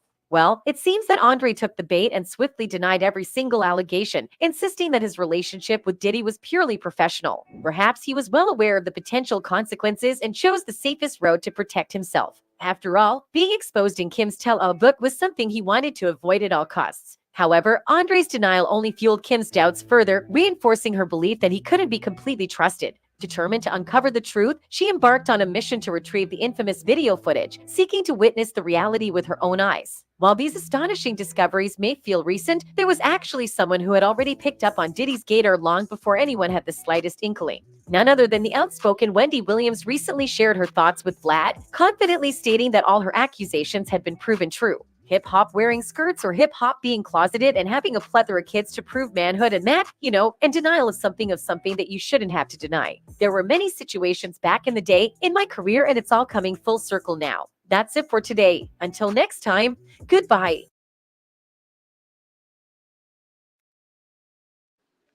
Hey, y'all peeped that though? How he said him and Usher was brothers, but you told the whole fucking world in that video with you and Justin Bieber that you had legal guardianship over Usher. You don't have legal guardianship over Justin Bieber, but Justin Bieber got to stay at your house for 48 hours and do what he said. He said some. I wish you would play that clip. He said something, but when Justin said, he said, what do you want to do? He said, let's go get some girls. And he gave him this look like girls, like, I'm like, like what? There's a 15-year-old boy singing, he got millions of little girls, including me, ready to fall at his feet. And you tell this boy no. You didn't tell him, but you gave him that look like no. And then gonna say we can't disclose what we're gonna do, but he's gonna be with me for 48 hours. What the fuck? Then you give this nigga a car. Then this was the killer. He said, this is your car, it's a Lamborghini, a silver one. He said, when you're 16, the car is yours. But when you're 18, the house is yours. Excuse me? Do you think that Justin Bieber said girls to... No, he was only 15. He didn't know nobody. He didn't know. You could tell Justin was just excited to be in Diddy's presence. Like, right. But do you think he may have said My that? bad, Joe. This rich ass nigga told us that he was wrestling over cereal. thank you. Just, That too. just let that sink in. And This then nigga worth at least 30 million. do This y'all nigga know worth at least Kiki 30 Palmer million every mama? day since like '94. So he was Y'all know wrestling over cereal. Y'all know Palmer mama, Kiki Palmer mama, or baby daddy, whatever the fuck he is, sir. He one of them two. I don't know who said it, but in a little phone call, they had released a little thing. You know, they got this domestic dispute going on, or whatever. But in the phone call, basically, they came out to say that Usher was gay too. Then here we go listening to fucking Diddy saying he was a guardian over Usher, and then the legal guardian, and then then he say, well, I don't have legal guardianship over him. Usher is his mentor. So that whole little shit is a fucking, like, you know, it's a line of that shit that's weird as fuck. That's weird as hell. And how old was he fighting over cereal? Wrestling with a man? How you think he contracted herpes? Who? Oh, Usher or Mama's. I was wondering the same shit, because ain't he married? Fucking with a nigga. Mm-hmm. But you know in Atlanta they be doing that. You know in Atlanta they be doing that backwards ass shit. You know what I'm saying? Hell yeah, I be In watching Atlanta that they shit do that backwards ass shit. on YouTube, right? You gotta watch that ARL, whoever, how the fuck you say that nigga name, is a black dude, but he started off in Florida, but he be doing loyalty tests, bro. And I ain't gonna lie, half of them loyalty tests, and they were based in Atlanta because that's where he moved to recently. But half of them motherfuckers, compared to the Florida ones, you was not seeing no weird ass shit. Once he got to Atlanta, bro, I'm talking about niggas talking to niggas. I mean, the bitches' daddies, they talking to the bitches' mamas. Like, it is hella gay, but weird ass shit going on out there. That shit crazy. And I'm not saying nothing's wrong with the gay, you know, to each his own. But just to see that, like, you looking at a different perspective in another state, and then he comes to a whole nother state, and then all this weird ass shit just start coming out. That makes sense as to why people be saying Atlanta is the most weirdest, fruitiest state for real. Like, that's crazy. That's why that nigga like being out there. Who? Noticing that other video we was watching? Who? Diddy? Yeah. Notice that other video we was watching? That nigga was like, hey, he like, yeah, man, you want me to come to Atlanta? He like, man, we going to Atlanta, baby. We'll whop the wham. Oh yeah, I'll be out there, man. He was like, man, I want you in Toronto with us when we go see Drake. When we go see Drake, I really want you out there so we can see Drake. That nigga said, what the fuck he say, man? That nigga says the weirdest shit. Like, come on, man. Like, are we still questioning it that this nigga is on some weird shit? Are we still questioning that? No. You know how much you would have had to want some cereal? Like, yeah, GLD, bro. what cereal was it? This nigga talking about he wrestling over the cereal, bro. You a millionaire, bro. Why I ain't is you never wrestling? want no cereal that bad. What? Yeah, get it. Like, come on, man. Make this make sense. This shit is crazy. Motherfuckers sit there and say, oh, man, that nigga Diddy ain't gay, bro. That nigga just be hating. No. Nigga, either you slow or nigga, you fuck with Diddy, nigga. Shut your ass up, nigga. Ain't nobody blind, nigga. Who you think blind, nigga? Ain't nobody blind, nigga, but you. Bro, you know how they be. Nigga, I ain't gonna lie, bro. That nigga Diddy was doing something. The Danity Kane, Dirty Money, Day 26, Making a Band, motherfucking Cassie, Biggie, Lil Kim. Nigga, that nigga was doing something, some of everybody. Nigga, fuck y'all talking about? Fuck is y'all talking about? Usher, Rick Ross, DJ Khaled, yeah. It's a fucking long with list. everybody. It's a long DJ You said Salad. Ron Artest? You said Ron Artest? No, I said it's a long list, man. I was about to say, God damn, that nigga was fucking with Rod Artest, dude. Wow, Anybody oh my that he got in Jesus. contact with. Oh Anybody my Jesus. anybody who is you know, willing, shit, he did it. I mean, it's ugh. It is what it is. Man, look, it ain't enough money, man. They say, nigga, if they can't get your soul, they want your hoe. Nigga, you can't have neither. Nigga, I stay an underground rapper, nigga. I stay an underground rapper. Nigga, I'm 36 years old. Nigga, being underground, bro. Nigga, we done had deals with nigga on the table with Interscope. We done had deals on the table with a lot of majors. It was just like, it wasn't, it's just seems something about the play. And for one, me personally, if it's too many forks on the plate, it ain't a good deal. You know what I'm saying? That shit damn near a 360 deal. I refuse, bro. I stay in this indie, you know what I'm saying, still getting my money how I get it and whatever. I'm not, bruh. This what y'all don't know, right? When they be doing that Illuminati shit and they go to these see, I'm Muslim, we go to the masjid, we go to the mosque. These niggas in the Illuminati, they go to a lodge. And I was in Washington. I just so happened to ride past a lodge. You know what I'm saying? We had to go to that lodge too.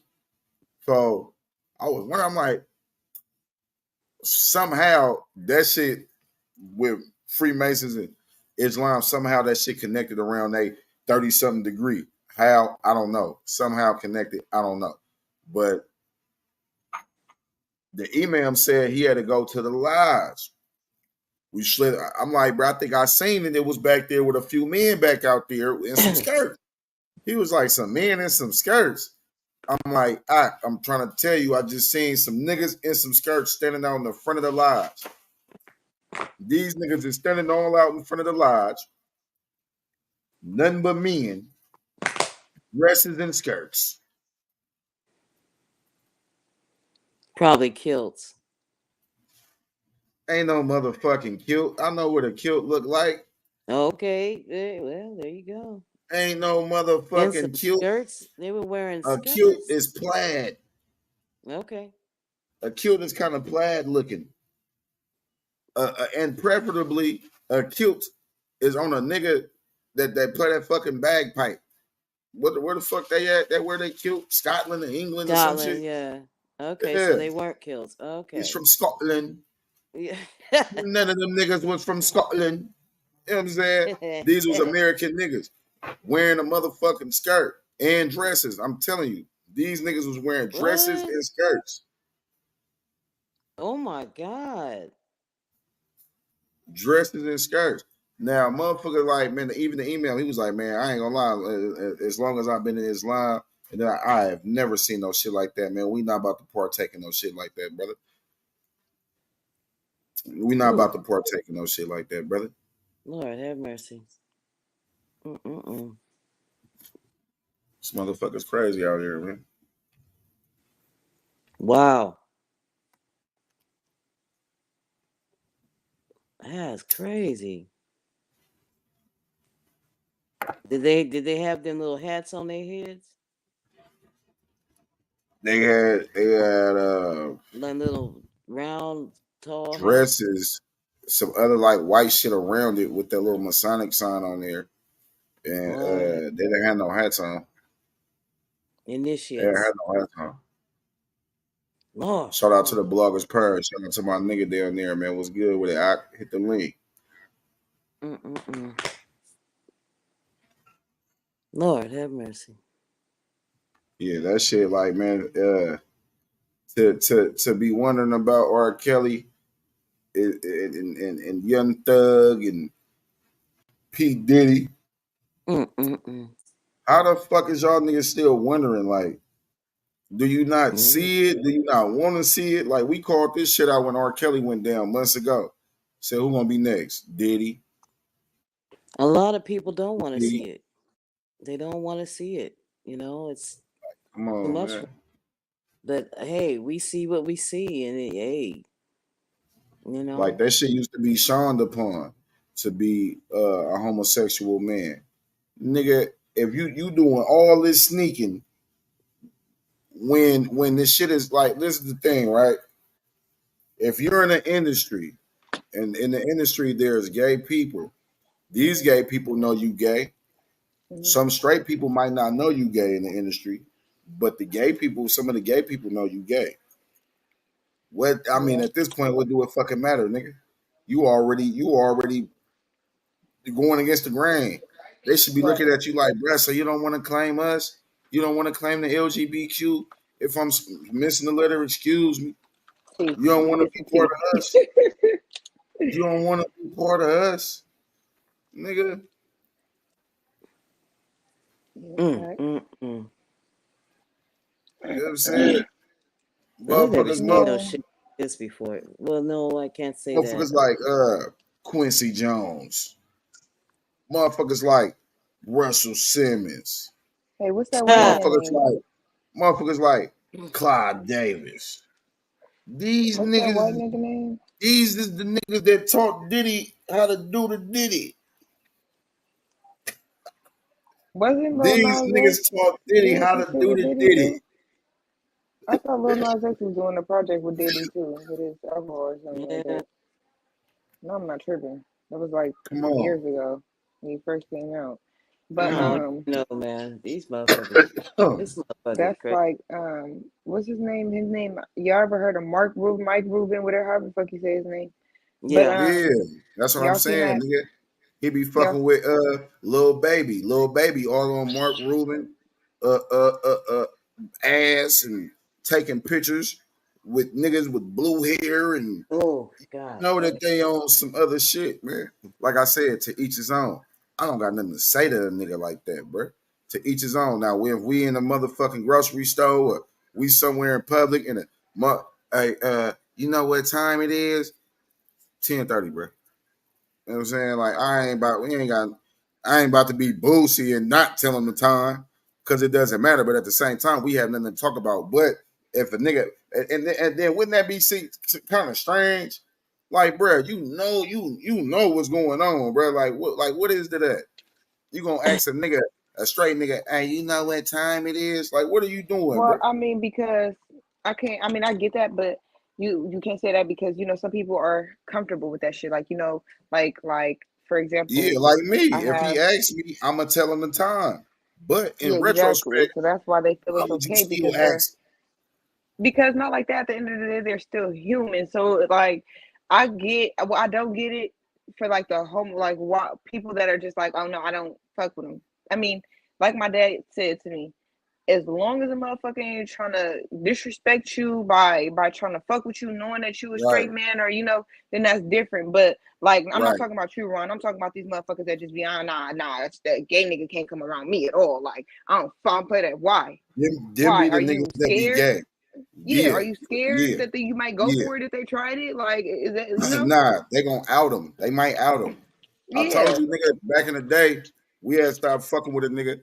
You know, we used to have little functions in downtown Oakland. Y'all don't know about the Bay Area? We had functions downtown Oakland back in the day. You hear me? We was Yes, out I there do. saucy with it. I'm trying to tell you. We was walking. I ain't gonna mention his name, but they yelled for him. Blase. Woo, because we were walking we were walking down Broadway going towards the Burger King. They coming back up. It's like a group You of talking about goons. by 12th Street Burger King? Yeah, right there in Yeah, okay. downtown Oakland. So we're coming up, and they mentioned bro name, and we like, wait a minute, bro, they calling you, my nigga. Somebody They calling calling my you, bro. name. He like, nigga, they ain't calling me.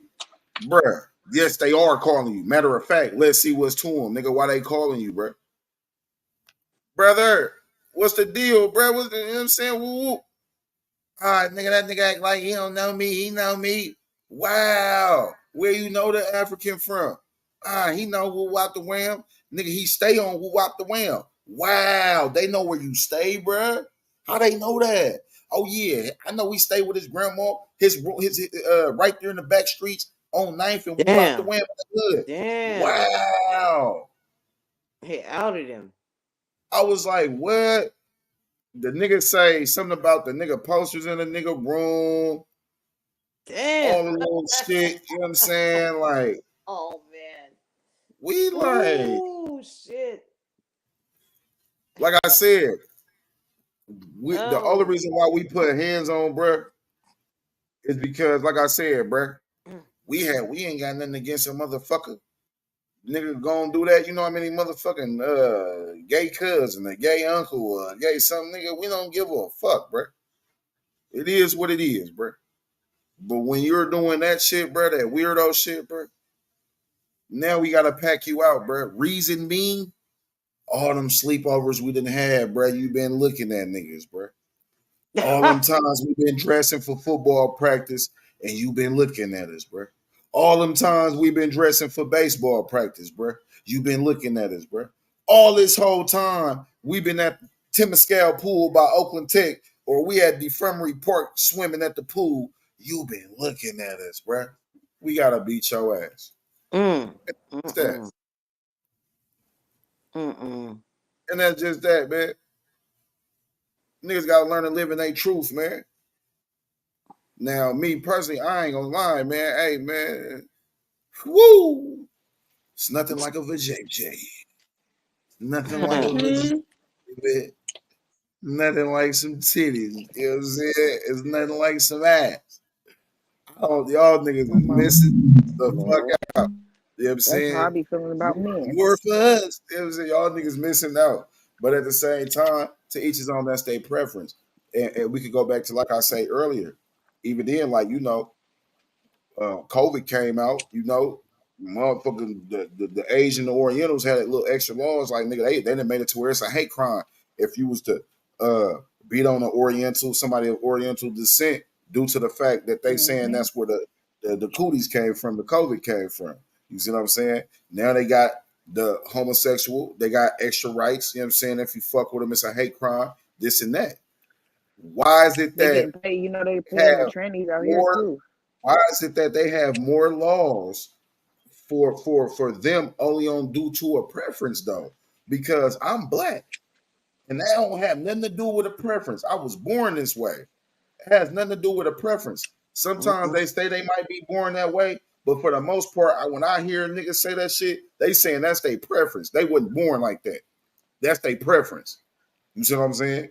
So how is it that motherfuckers got laws? And I'm not bashing. I'm just merely saying, how is it that they got laws for that, but they don't got laws for a nigga being black? Why there ain't no laws for police just fucking with a nigga just cuz? Why there ain't no laws for police killing niggas how they be killing niggas? Why there ain't no laws just cuz to get these white supremacist bullshit about a fucking nation?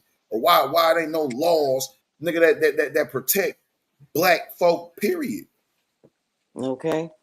But got all these laws to protect, you know, all this shit, bro. Like I said, I'm not bashing, nor am I hating. I'm just merely just asking the question. Why is that? Yeah, why? Why do it seem like there's more gay rights than there are civil rights? Yep. And that's I'm sad. just saying, man. G.O.D. on God in heaven. Oh my Jesus, they ain't listening. Man, Oh, somebody you better. listen. They Oh, ain't I don't know. listening. You weren't talking about us. Nah, hit the link. Hit the link and pop up here and tell us what about Odell Beckham and Justin Bieber. Now, see, look, she probably got some weird shit going on. She gonna say with Justin Bieber, and ain't that crazy? It's not a coincidence. Justin Bieber was in Diddy house all them days, and then like you Wait, know, wasn't Odell with Diddy too though? Man. Not with him like that, but I think he was hanging. I think he was. man, they If I'm not kick it. mistaken, hold on. They done kicked it. They said for surely. They done kicked it. They said for real. They done kicked it. Oh, it's a video with Odell and Beckham. Gangland. Jesus fixed it. Gangland. They kicked it. Run Mac. They kicked it. Mm-mm-mm. You know what I'm saying? Flat out. And niggas keep saying, like I say, man, hey, to each his own. But at the same time, bro, like y'all pressing that shit on these little kids, like our clothes is getting tighter and the women clothes is getting baggier. Like women love wearing this baggy shit, and these niggas clothes is getting tight as fuck. You know what I'm saying? Like I have never bought the motherfucking boots. Y'all know them boots I'm talking about. Them boots that look like a go on a sorry board. Look like a Oh yeah, I know sorry what you're talking piece. about. Sorry. It look like a sorry piece. Like, man, I think I'm not wearing that shit, man. Them Dora boots. Yeah, man, I'm not wearing that shit, man.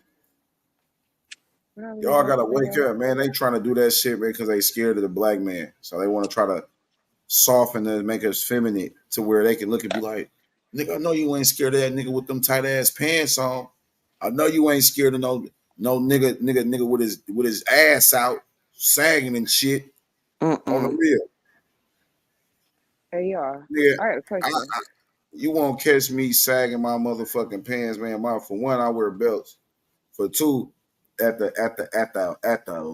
most, if you see me sagging, man, that shit probably still like just a tad bit under my waist. Still, it's not really.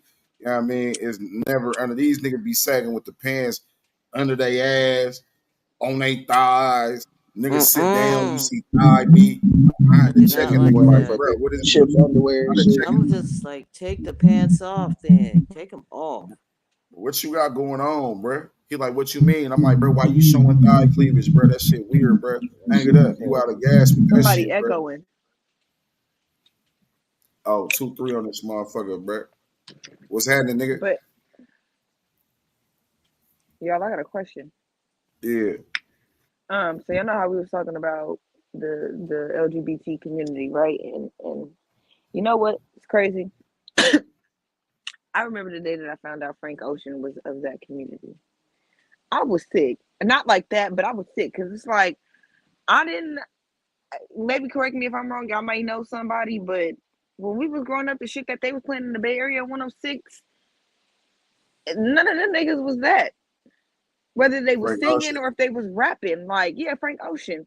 And then after him, who else was next? Well, I don't know. It was just him and Lil Nas X, the only two that really just stand out to me now. Like that's fucking crazy. Y'all really just what the fuck?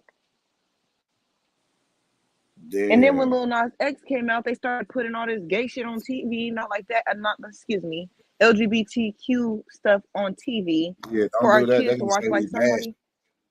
Hey, Yeah, but don't you think that's that's why I have to crazy correct though? myself. Like, don't you think that's crazy how a motherfucker be hella like sensitive of that shit though? Like, it's like I But they can say said, bro, nigga all nigga day was though. at work. The nigga was at work, and the nigga was like, he put some shit under his shirt to make it look like he got titties and shit. So I'm like, bro, what the fuck type of weird ass shit they got going on in this establishment?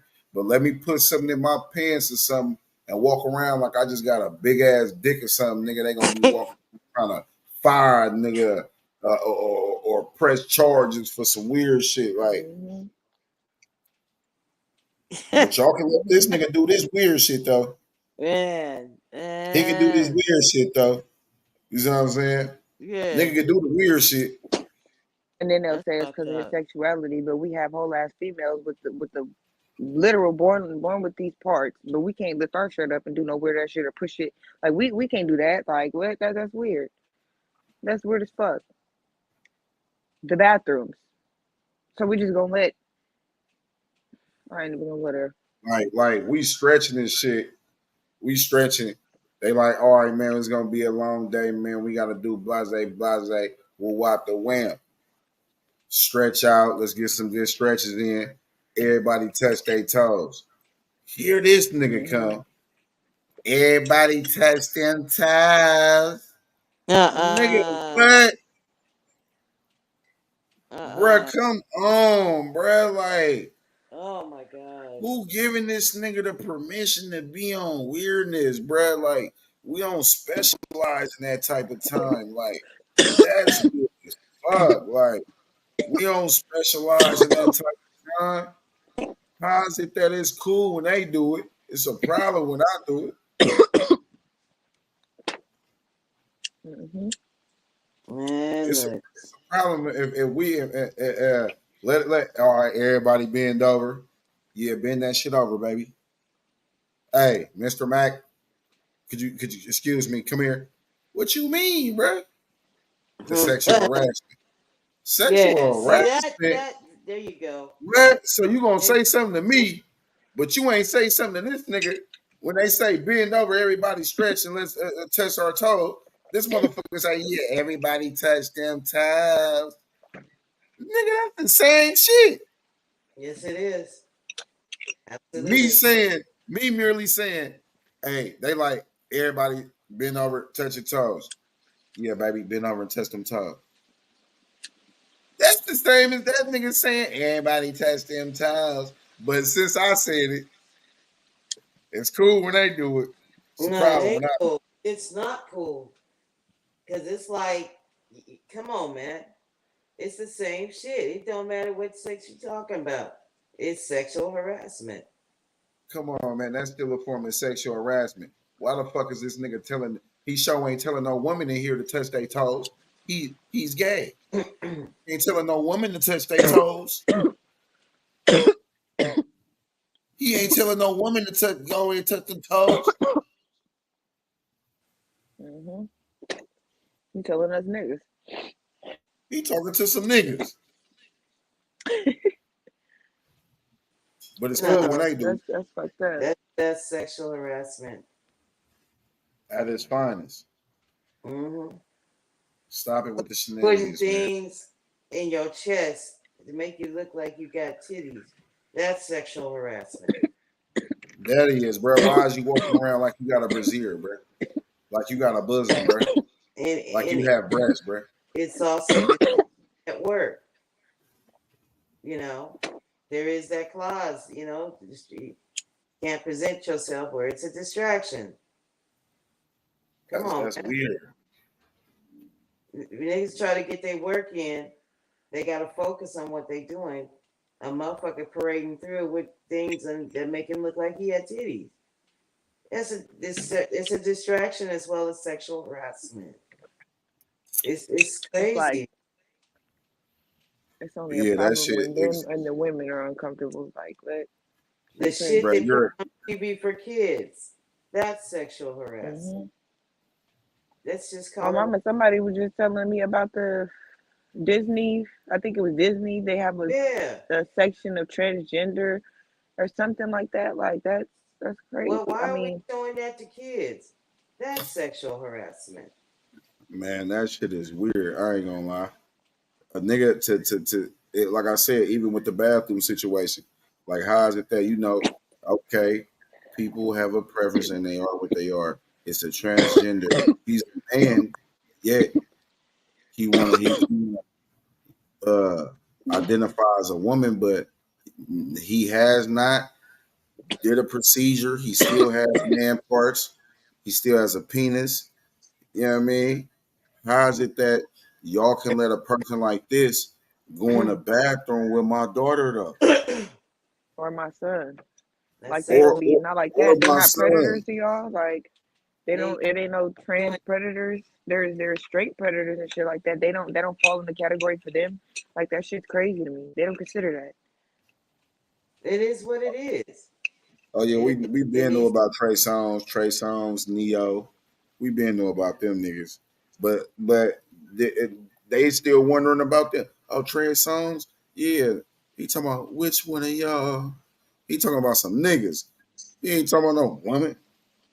Which one of y'all? That nigga talking about a nigga. Y'all crazy. You know what I'm saying? Psych y'all out. Even then, if y'all listen to Bay Area music, y'all listen to Be Legit. I'm in your city. Y'all know that song with Lavity? I bet y'all didn't know that Lavity was gay. And he was singing to women. He was singing to women. But yeah, he was gay. I bet y'all didn't know that. Some people didn't know that. Like, damn, bro, that nigga Lavity was gay. Yeah, bro, that nigga was gay. Bro, I remember I had a show, bro, at Dorsey's Locker. Nigga, a little undercut, nigga in the north, nigga in Bush Ride in North Oakland. Bro was up there performing this shit. And the nigga had on the little woo wop, you know what I'm saying, the little biker gloves with his fingertips out and all that or what have you. And he got off stage and he had said something to somebody like, "Oh yeah, I killed that shit." He was like, "I killed that." Yeah. I was like, wow. But that just goes to show you, like I said, I listened to that song. Shout out to Lavidi. I listened to that song. You know what I'm saying? I ain't gay bashing. Shout out to Lavidi. I listened to that song. I grew up off that song. You know what I'm saying? With Be Legit and Lavidi. It's just that that's how I be in the industry. That was the point I was merely making. That's how I be in the industry. That it was shined upon to where Lavidi couldn't live in his truth. He had to rap about women, even though he wanted to rap about men, sing about men. You see what I'm saying? And then you see how motherfucker was still fucking with him, even though they probably knew he had little timid ways, still fuck with him. Still let you get on something. Still, so niggas wasn't really tripping. You see what I'm saying? So it'd be like, man, y'all motherfucker gotta learn to live in y'all truth. Learn to live in y'all truth, gangland. You know, might stop you from jumping off the end. You know, talk to somebody about it. I know that shit probably burning the nigga up. Like some nigga do something in the street. You know what I'm saying? As far as that action, nigga got to slither on something. They gonna take that shit to the grave. That shit be burning the nigga up. The nigga ain't gonna say nothing about no shit like that though. But your sexuality, I know that shit burning you the fuck up, brother. Go ahead and talk to somebody and let that shit out, my nigga. Because doing something to hurting yourself is just gonna hurt others. You know what I'm saying? That's what motherfuckers don't understand. Even when you do something to somebody, nigga, when you if you hurt yourself, you hurting others. You know what I'm saying? Other motherfuckers don't want to see you hurt. You see what I'm saying? Motherfuckers don't be wanting to see motherfuckers hurt. Straight up, nigga. Straight up and down, like real life though. So we about to get into some more content. This nigga Diddy is a motherfucking predator. Y'all know what y'all watching. Gangland TV. Surviving Diddy. Surviving Diddy. Episode 1. Oh my God. Surviving Diddy, episode 1, Gangland edition. Yeah. Happy birthday, Zakir Kemp, man. Happy birthday, Zakir Happy Kemp. birthday, baby. Man, we get into some more content before we get up out of here. Y'all hit the like button, subscribe to the channel, slap that notification bell. Every time we spin a block, y'all gonna spin it with us, man. Y'all know what it is. Man, we about to get into a few transcripts of what this nigga Diddy was doing to Cassie with his stupid ass. We watching Gangland TV, episode 1 of Surviving Diddy. Hey, that shit hella funny though. They got R. Kelly. This nigga is P. Diddy. That's crazy. You know Isn't that something? R. Kelly. P. Diddy. That Check is it out, crazy, man. Check it Some out. motherfucking monsters, man. Some motherfucking monsters, man. Yeah, man. Once again, man, rest in peace. Zakir Kemp, man. Happy heavenly birthday. Zakir Kemp, man. Y'all know what it is, man. She been missing. We still gotta find her. Baltimore area, you know what I'm saying? Drove from Texas. And we still looking, man. Double back. We didn't breathed on the situation. A few months back. Like matter of fact, like a year ago. It's going on almost a year. You know what I'm saying? We didn't do it. So yeah, man, y'all tap here, hit the like button, subscribe to the channel. It's Gangland. Cassie was eventually instructed to use websites and escort services to find male sex workers to participate in the FOs. Diddy told Cassie to search for a large black on the website.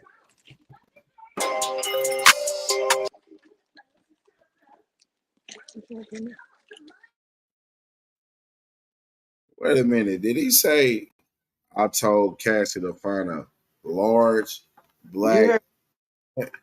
You heard him. Boy, and this is in the transcripts though. Boy, y'all better buckle the fuck up, nigga. It's Gangland.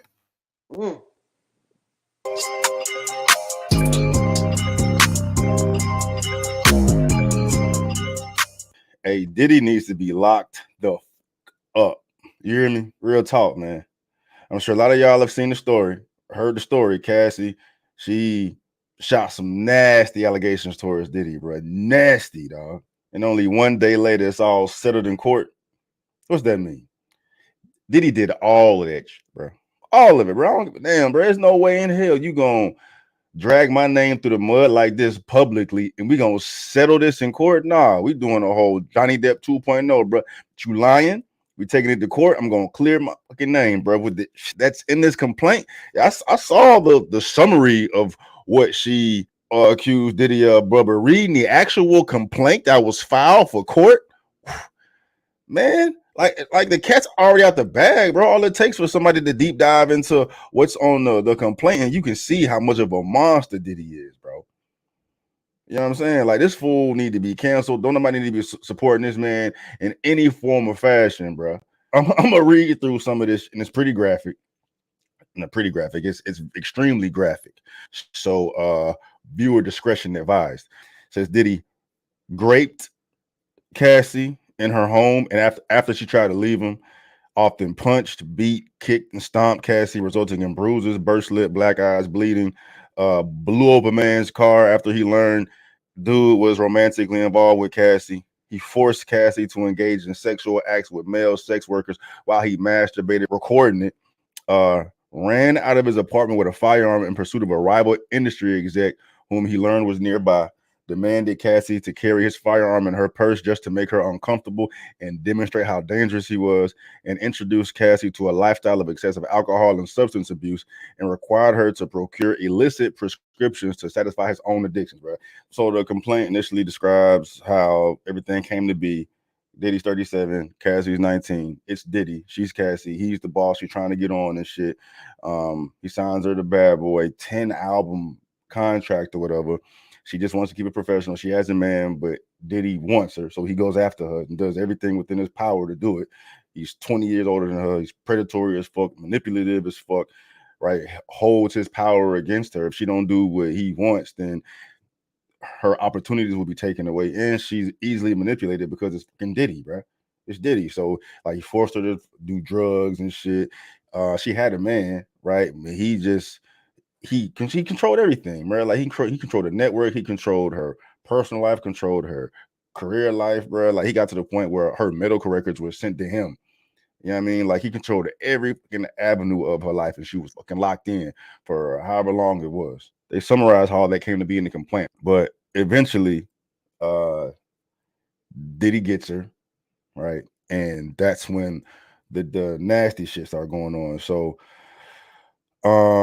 yeah, from the beginning, from the start of the relationship, Diddy exerted his power and influence over Cassie. The dynamic was fueled by their nearly 20-year age difference, as well as their relative positions. Diddy being who he is, Puff Daddy back then, bro. And Cassie, a 19-year-old girl trying to get on. Diddy paid for an apartment for Cassie 5 minutes away from his crib. Diddy controlled every aspect of her life. Every event she attended, from travel, makeup, clothing, was paid for directly by Diddy and his companies. Compounding all-encompassing intrusion to her life, Diddy secured his control over the young and impressionable Cassie by introducing her to a drug-fueled lifestyle that kept her complacent and compliant.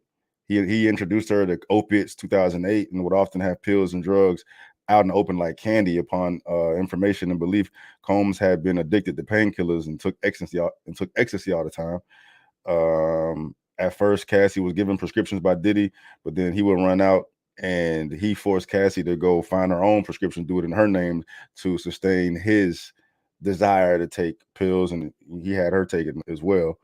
He was deeply involved in Cassie's personal life with his personal staff, attending to Cassie's day-to-day travel, other needs, including medical care. On multiple occasions, Diddy had Cassie's personal medical records sent to him directly. For instance, she was experiencing memory loss either from excessive drug use or from the beatings that he did to her. All that shit was sent to Diddy. Throughout the relationship, multiple times each year, Diddy would violently beat Cassie, leaving bruises on her body.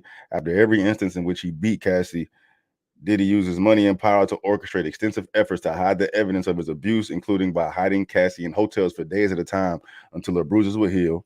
In one instance, at an after party with Jay-Z, Diddy beat Cassie repeatedly in an Escalade, including by kicking her and hitting her. He forced her out the vehicle on Fifth Ave She was eventually able to hail a cab and get to an apartment in Manhattan where she cried in fear, realizing that there was no one she could tell. Another part, Diddy saw Cassie speaking to a music manager, got pissed off.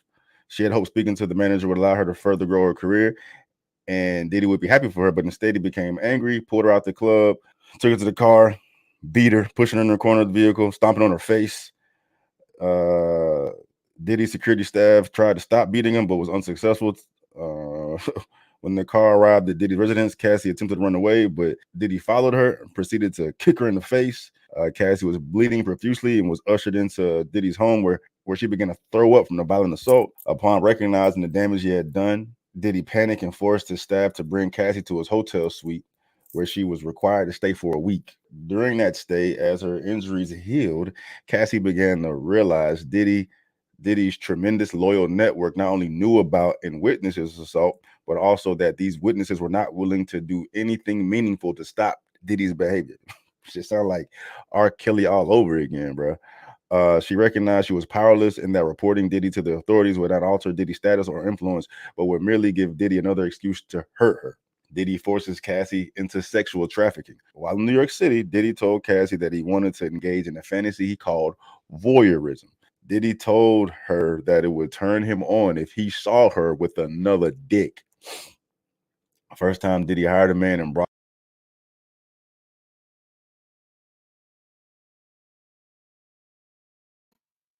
Man, these niggas, bro, be making up all type of shit to be a pervert, bro. What the fuck is voyeurism, bro? Yeah, man, y'all, you made that shit up to make it sound good, bro. Hang it up, bro. That shit out of gas. That shit is out of gas, bro. You did hella shit, Diddy. This surviving Diddy, man, for one. Nigga done did some crazy shit, y'all. Cool. brought him to the house in LA. The man, Mr. Combs, and Cassie wore a mask and ingested drugs. Diddy directed Cassie to perform sexual acts with the man while Diddy watched and masturbated and recorded them. The entire encounter lasted multiple days. Diddy began to call these arrangements freak offs or FOs. He would repeatedly tell Cassie at random moments that he wanted an FO, and Cassie was expected to facilitate the location and hire the male sex workers herself. At certain points during their relationship, he would insist on a weekly FO. Diddy would repeatedly tell Cassie that this was practice for our thing and our secret. FOs would often take place in hotel suites, and they got a bunch of damn hotels listed of where they did this shit. Cassie was eventually instructed to use websites and escort services to find male sex workers to participate in the FOs. Diddy told Cassie to search for large black penises on the website. It's fucking gay ass, bro. Cuck ass, dog. Diddy's assistants would help set up the FOs by setting up the hotel suites and leaving baby oil and Astroglide. Diddy also supplied Cassie with copious amounts of drugs before and during the FOs. Cassie was given ecstasy, cocaine, GHB, ketamine, marijuana, and alcohol in excessive amounts during FOs, which allowed her to disassociate during these horrific encounters. It became commonplace to get IV fluids in the days after the FO to recover from the excessive amounts of drugs he pumped into her ass. Cassie was required to dress up in lingerie for an FO, and Diddy insisted that she wear white nail polish to contrast her nails with the skin of the black men he hired to have sex with her. During the FO, Combs would instruct Cassie to pour excessive amounts of oil all over herself. Diddy would then instruct Cassie and the sex workers to speak to each other, and then would specifically tell Cassie where to touch the sex workers. Diddy would say things like, grab that big black. I ain't saying it, bro. You're not about to take anything I'm saying out of goddamn context. You're free to read this shit yourself, bro. But Diddy would say things like, grab that big black and ask her how does it feel, as he directed her to perform for him. During the FOs, in addition to directing Cassie and masturbating, Diddy would use his phone, laptop, and tablet to film Cassie having sex with the hired sex workers. He treated the forced encounter as a personal art project, adjusting candles he used for lighting to frame the videos he took, while Cassie quickly deleted any photographs of video sex acts if they were taken from her phone. Diddy repeatedly made it clear that he retained many videos of her during these sessions. Even when she deleted the videos, Diddy would tell her that he was able to recover the deleted videos from her devices. On one occasion, he sat next to her on the flight and made her watch the video she thought she had deleted, reinforcing her inability to escape the immense power he held over her. During some FOs, Diddy would become extremely intoxicated and would hit Cassie during them. Cassie was repulsed by Diddy's demands, but between a physical beating and recognizing his incredible power and incredible temper, Cassie became petrified of the partner and boss and felt she could not say no. She knew firsthand that telling Diddy that if she didn't want to do it, it's going to be met with violence and anger. In addition, any suggestion that Cassie would refuse the FO or otherwise report Combs' abuse was met with ultimatums. Diddy would say that Cassie could not go to the police because she had a lot to lose. 2015, for example, in the middle of a surprise birthday dinner for Cassie, Diddy insisted that they leave and go to a FO at a hotel. When she expressed she didn't want to go, Diddy had Cassie cornered by security and forced her to leave with him. After this FO, Diddy and Cassie went back to the hotel room that Cassie was staying at, where some of Cassie's friends were hanging out. Diddy was severely intoxicated and at one point during the night picked up one of Cassie's friends like a child and dangled the friend over the balcony of a 17th floor hotel suite. Cassie and her friends were scared by Diddy's erratic behavior, but Cassie was heavily sedated because of the drugs she took to participate in the FO and therefore was unable to respond to Diddy's terrifying behavior. Like, what the fuck you gonna do even if you could?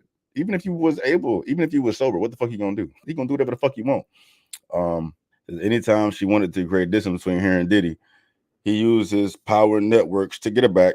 2011, they had a rough patch. Cassie had a brief relationship with Kid Cudi.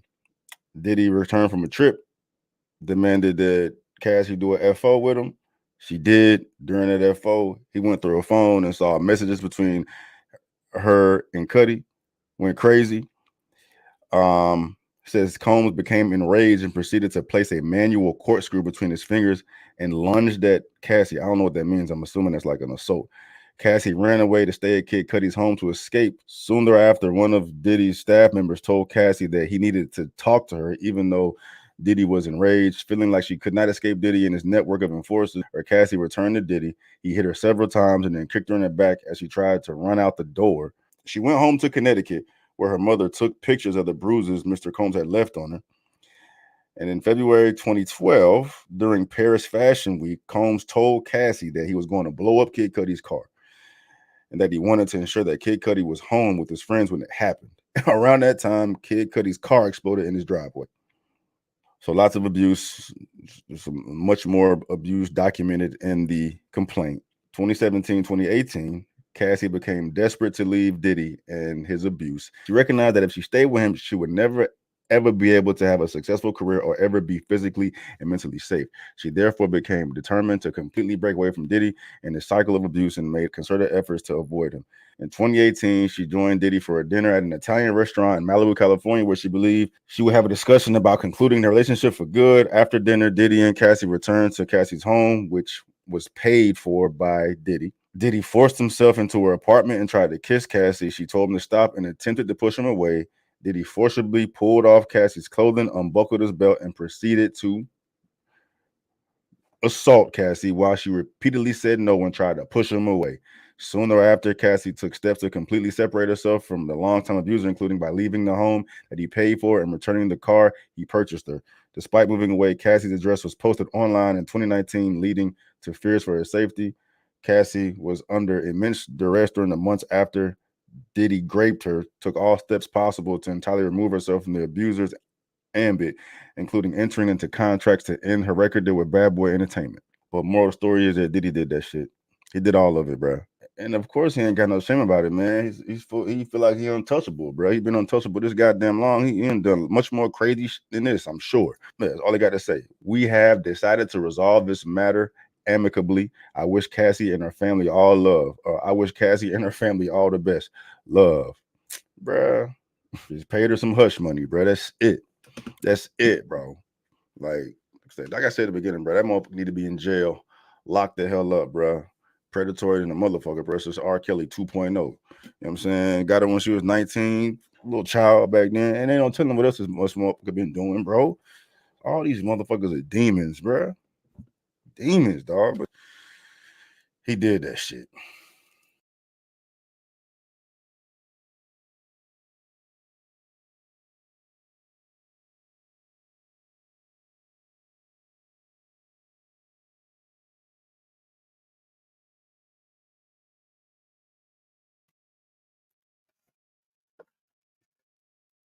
Man, what y'all think of this, man? This is the first episode of Surviving R. Kelly. Episode 1. What y'all think of this shit, man? It's very revealing, very detailed. I mean, if there's any doubt, there should be no more doubts about this man. But of course, you're always gonna have someone that's gonna, not want to see it and hide from it. But this man is disgusting. He should have went to jail.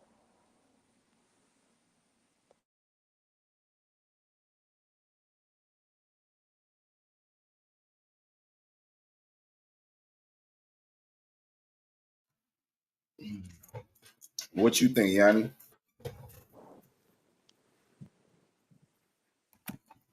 For this first episode of Surviving R. Kelly.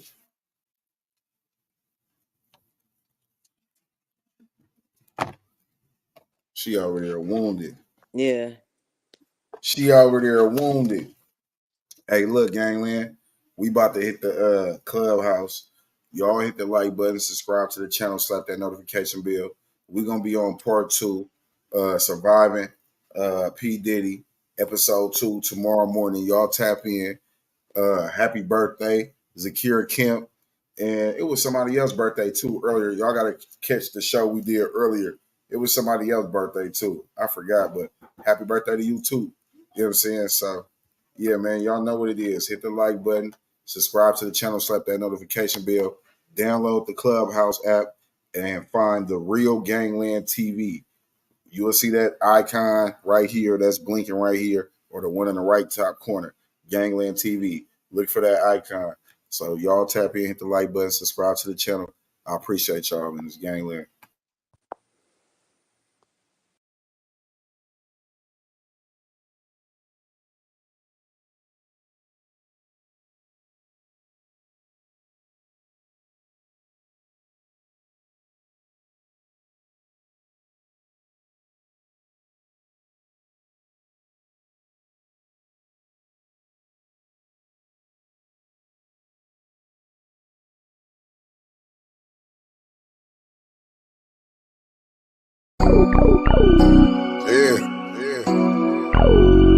Run on Mac, bitch. Benzo. Northwest shit. Up toast, talk shit, and we swallow spit. You niggas fool. Thought y'all was solid. Ain't that about a bitch drip sauce? Mix the Louis with the off-white. You niggas hoes. Game goofy, nowhere boss like. Phoebe's on my chest. Jubilee on my left wrist. And white and blue. B-22s off my checklist. Ride around with 7.6 tools. Bitch, we reckless. 30 plus shots if you reach at this necklace. TVC, blast first gang. Bitch, we wreck shit. Currency, watch it stack it up like it's Tetris. White on white whips and I still got the Lexus. Step foot in front of this AR, that's a death foot. It's funny games, so them hollow tips in his funny bone. We sitting with a long ass face, I guess his money gone. Drop low on 2 niggas, that shit had me up. Since you niggas pocket, watch you go ahead, add me up. Smack. We ain't into that. You niggas ain't got a bag, we ain't into that. We ain't into that. That bitch don't fuck it over, we ain't into that. We ain't into that. You niggas ain't on the block, we ain't into that. We ain't into that. You niggas don't turn no blocks, we ain't into that. It ain't no plan, both sides, that's what the suckers do. I feel the fans been watching close, I gotta stick and move. Glizzy with a drum, thumbing through blue strips when these bitches choosing. They trying to catch me to wet me, that's why I'm sticking moving. Bitch, I'm a thug that hold the grass, so I can't cease to shooting. 100 to the jeweler, 30 on my wrist freezing. I'm overlapping niggas quick, it ain't no competition. Bitches feeling bitter, cause I'm popping and on that nigga. Let it fall back, and I'ma ride one of these rapping niggas. The shooters off of E, bounce out and get the gas and niggas. Talk about 100, I'll spit it twice cause the bag right. Do it for my section, trying to get us at some limelight. Killers on level 4 with no parole, that's facing double life. Broke it out, the bitch was in the bricks when I was selling white. Killers on level 4 with no parole, that's facing double life. Broke it out, the bitch was in the bricks when I was selling white. His hands up. We ain't into that. You niggas ain't got a bag. We ain't into that. We ain't into that. That bitch don't fuck it over. We ain't into that. We ain't into that. You niggas ain't on the block. We ain't into that. We ain't into that. You niggas don't turn no clocks. We ain't into that.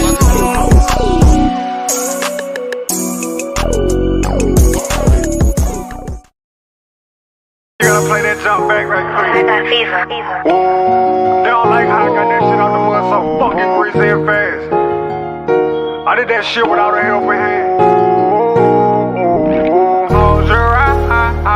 These niggas wanna see results, but they don't know how to put their legs on their belt. Talking on, open wide. They just wanna see me fall down, fall down. I learned my words by putting trust into another man. It's been 6 months and I done fucked off at least 100 bands. Ain't had no help, I loaded trunks up with country bands. They thought I wouldn't get this far without no fucking bag.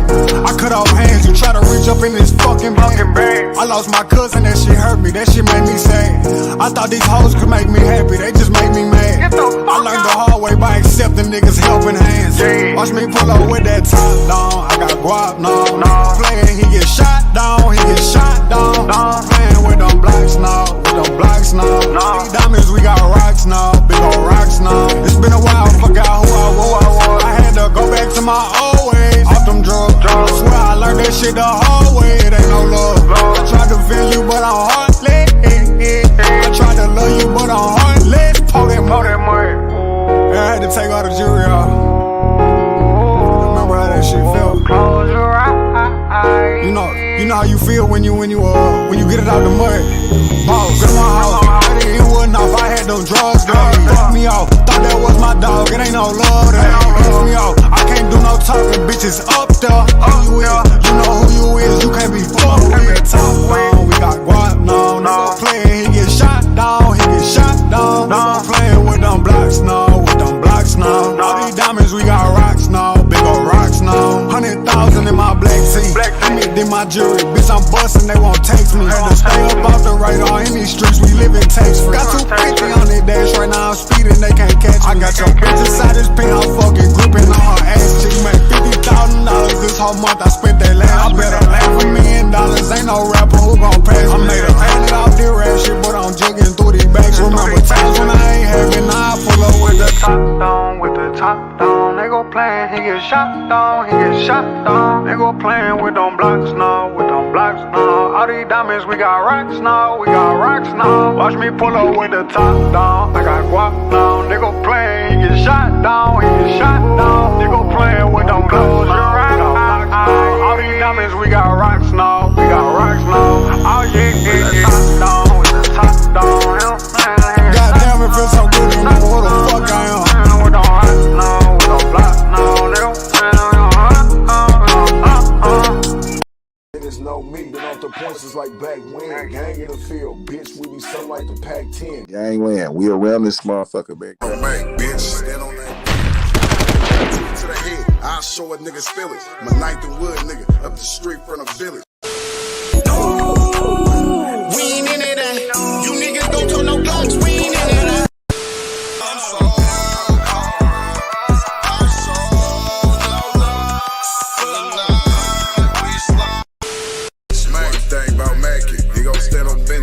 Make sure you put him down, never leave a witness. No love for the suckers, never on forgiveness. Stomp down on these niggas, cause niggas is big. Ooh, about to blow something. Man got the stick, about to hold something. Ooh, y'all know what it is. It's Gangland TV. Sit there and live. Hit the like button. Don't be boosty. And subscribe to the channel. And hit the notification bell, man. That shit easy, man. You know what I'm saying? Easy. Subscribing. That's free as fuck.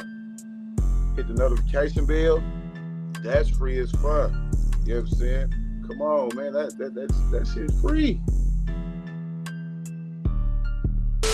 Gang in the field, bitch, we be something like the Pac-10.